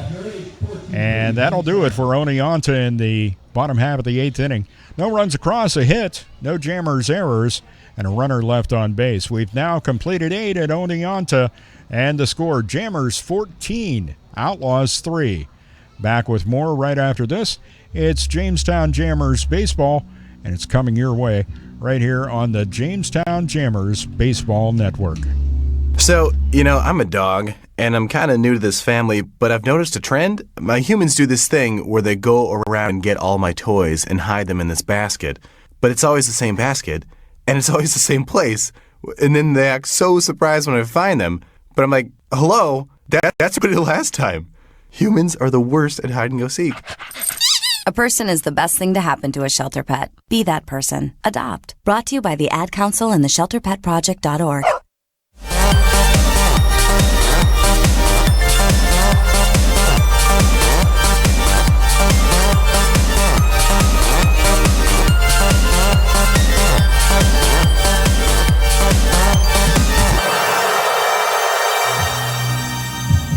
Back at Demoshke Field in Oneonta, New York. Jammers up by a score of 14-3.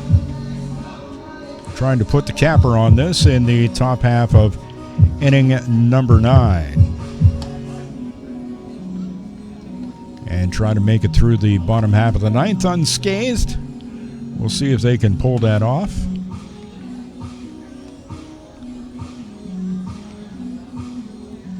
Another pitcher out there on the hill for the Oneonta Outlaws. I think a little experimenting going on for the Outlaws. Talked to a number of the fans and folks around Oneonta here in the pregame time, and they said they've been struggling to find the right kind of pitching for this team, and they continue to fish for that kind of fishing. No one threw any catfish on the field, though. I will point that out tonight. This is not Smashville. It's Oneonta. Due up for the Jammers here in the top of the 9th, Ryan Markey, Jimmy Standahar, and Colin Stack. Every batter getting a lot of plate appearances tonight. New pitcher in the game for Oneonta is, looks like they moved Ben Rhodes from second base. And number 17 is now playing second base for the Outlaws. They were making some roster moves today here. Greg Satriali is at second. This ground ball is to short, and the throw out of Ryan Markey for out number 1. 1 up, 1 down. Brings up the Jammers' second baseman, Jimmy Standahar, who's had a pretty outstanding little game at the plate when you come right down to it. And a nice job in the field. Jimmy has scored 3 times. Picked up an RBI on a walk back in the first, tripled and scored in the fourth. Picked up 2 RBIs with a single in the fifth. Singled and scored in the seventh. And was hit by a pitch and scored 1 inning ago. 14-3 Jammers lead. 2-0 to count to Jimmy, and he cuts and misses at the 2-0 pitch, and it's now 2-1. Jammers started the game with 4 in the top of the first. That pitch catches outside corner, counts even at 2 now on Jimmy Standahar. 1 out, nobody aboard for the Jammers. And some quick work out there as bringing that to the plate for a ball was Rhodes, and now a ground ball by Standahar. Shortstop's up with it. And over to first base for out number 2. 2 up, 2 down. And we're back around to the top of the order, and Colin Stack. Now this is one where I'm sure if you had said to Anthony Barone when we left the motel this afternoon that he would have a batter with 7 plate appearances tonight, he'd say, no way. Colin Stack is at the plate for a 7th time. 6 official, as he had a sacrifice fly in there. And he hits this one high in the air to right. The right fielder gets underneath and makes the catch, and that'll do it for the Jammers as they go 3 up, 3 down in their half of inning number 9. No runs, no hits, no errors, and nobody left. We've now completed 8 1/2 at Domoshki Field in Oneonta, New York, and the score, Jammers 14 and the Outlaws 3. Back with the Outlaws half of the 9th right after this on the Jamestown Jammers Baseball Network. Thanks for making us a part of your Saturday night. Chances are there'll never be an emergency ever again. But just in case, let's talk about a plan. Okay. Who is going to grab the go bag? What's a go bag? It is a bag we do not have that is filled with things we really, really need in an emergency. Guess we won't have to worry about it then. Well, this is great. I am so glad that we don't have a plan. I know. Winging it is not an emergency plan. Make sure your kids know what to do during an emergency, who to call, where to meet, what to pack. Visit ready.gov/kids for tips and information. Brought to you by FEMA and the Ad Council.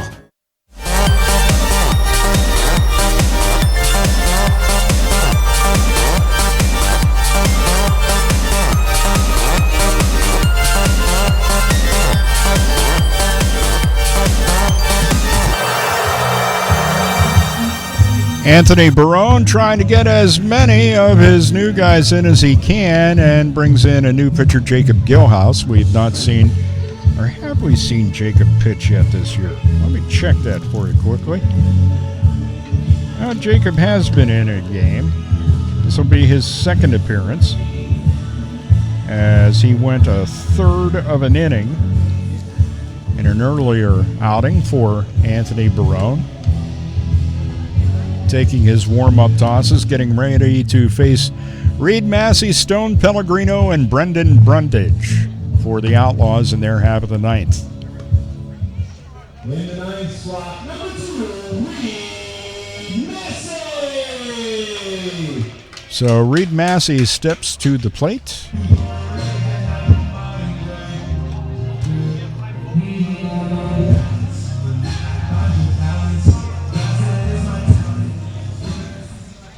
As they attempt to put the finishing touches on the speakers in this ballpark.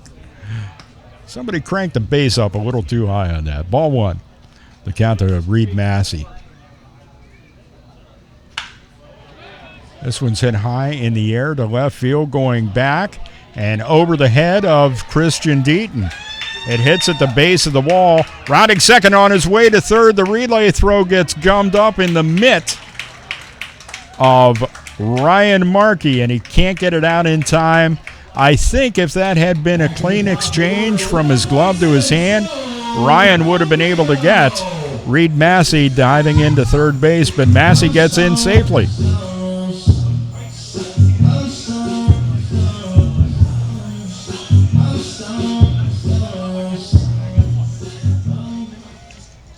So the first hit off of Jake Gilhouse, deep one to left field. The 9th hit of the game for the Oneonta Outlaws. 3 runs on 9 hits and an error for them. This one's lofted and caught by shortstop Ryan Markey. A little redemption for that bad exchange from his glove to his hand. Massey will stay at third as Pellegrino ends up being the first out of the inning.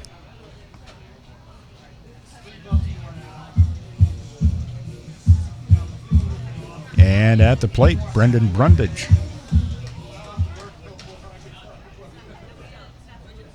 First pitch to him is in there, strike one. Jake Gilhouse seems a little perturbed with the fact that he gave up that leadoff triple, bringing the ball to the plate rather sharply. No balls and 1 strike to count here. The 0-1 pitch. Off-speed delivery, cut on and missed. And my apologies, it's not Brundage at the plate, but it is strike 2. To the batter for the Oneonta Outlaws, which is Ben Dubas. High outside to Ben, and the count now is 1 ball and 2 strikes. 1 out, runner at third, Massey with a leadoff triple.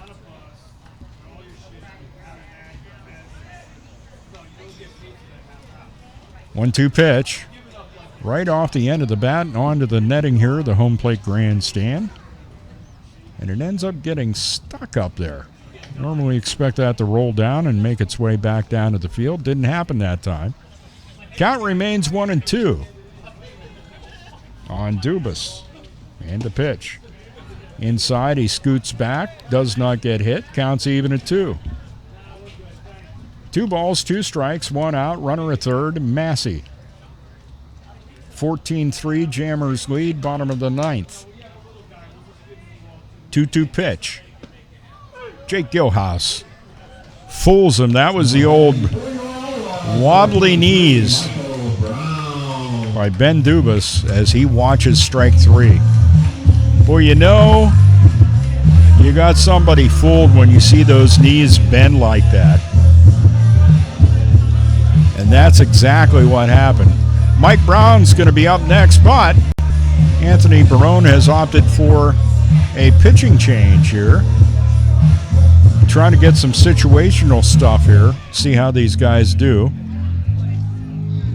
Making sure they get in here and treat this like a situation where the game depends on it, which it does not at this point. 14 runs, 17 hits, 4 errors for the Jammers, 3-9-1 for Oneonta. And we'll take a look and see who Anthony has chosen to bring into the game. Jacob Gilhouse goes 2/3. Gave up a hit. No runs to this point. He is responsible for Massey down at third base. And he chooses to tap the shoulder of Connor Ryan. Haven't seen Connor for a while.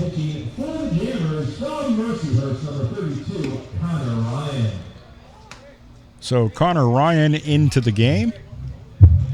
Maybe this will boost his view count on YouTube.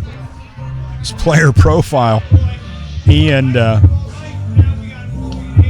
Chris Conley going neck and neck for most views of their player profile videos. By the way, you can catch Nate Grant, tonight's player profile. That'll be available on YouTube later tonight. So Connor Ryan will face Mike Brown with 2 out and Massey at third. Trying to bring this evening to a really positive end, a winning road trip for the Jammers, as this would take them to 2-0. So I'm sure they'd like to get a win tomorrow night at Utica. As they take on 2 East Division teams and try to get a couple of wins.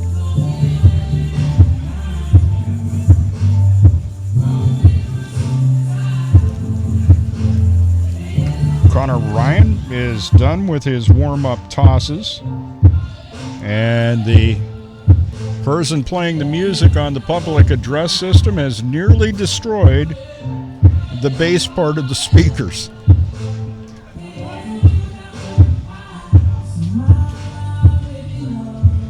Yeah, take that 60 hertz and crank it as far as you can so those woofers fall right out of there. 2 out and a runner at third. Mike Brown at the plate. Connor Ryan's pitch. On the outside corner, strike 1. No balls and 1 strike.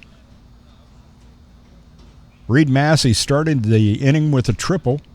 Stone Pellegrino hit a little looper that was caught by Markey at short. And then a strikeout called for out number 2. Next pitch by Ryan misses to Mike Brown. Counts even at 1. 1 ball, 1 strike. 14 runs, 17 hits, and 4 errors for the Jammers. 3-9-1 for the Outlaws. 1 ball, 1 strike, the count. Connor Ryan's pitch is a ground ball. Fielded by Chris Estrada. Throws to Ben Brookover. And the Jammers are 2-0 on this road trip after that ground out to bring the 9th inning to an end. No runs across and a hit for the Oneonta Outlaws. No errors for the Jammers and a runner left on base. The final score of tonight's game, Jamestown Jammers 14, Oneonta 3.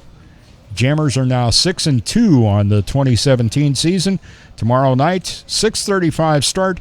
Join us from Utica as we take on the Blue Sox during this road trip.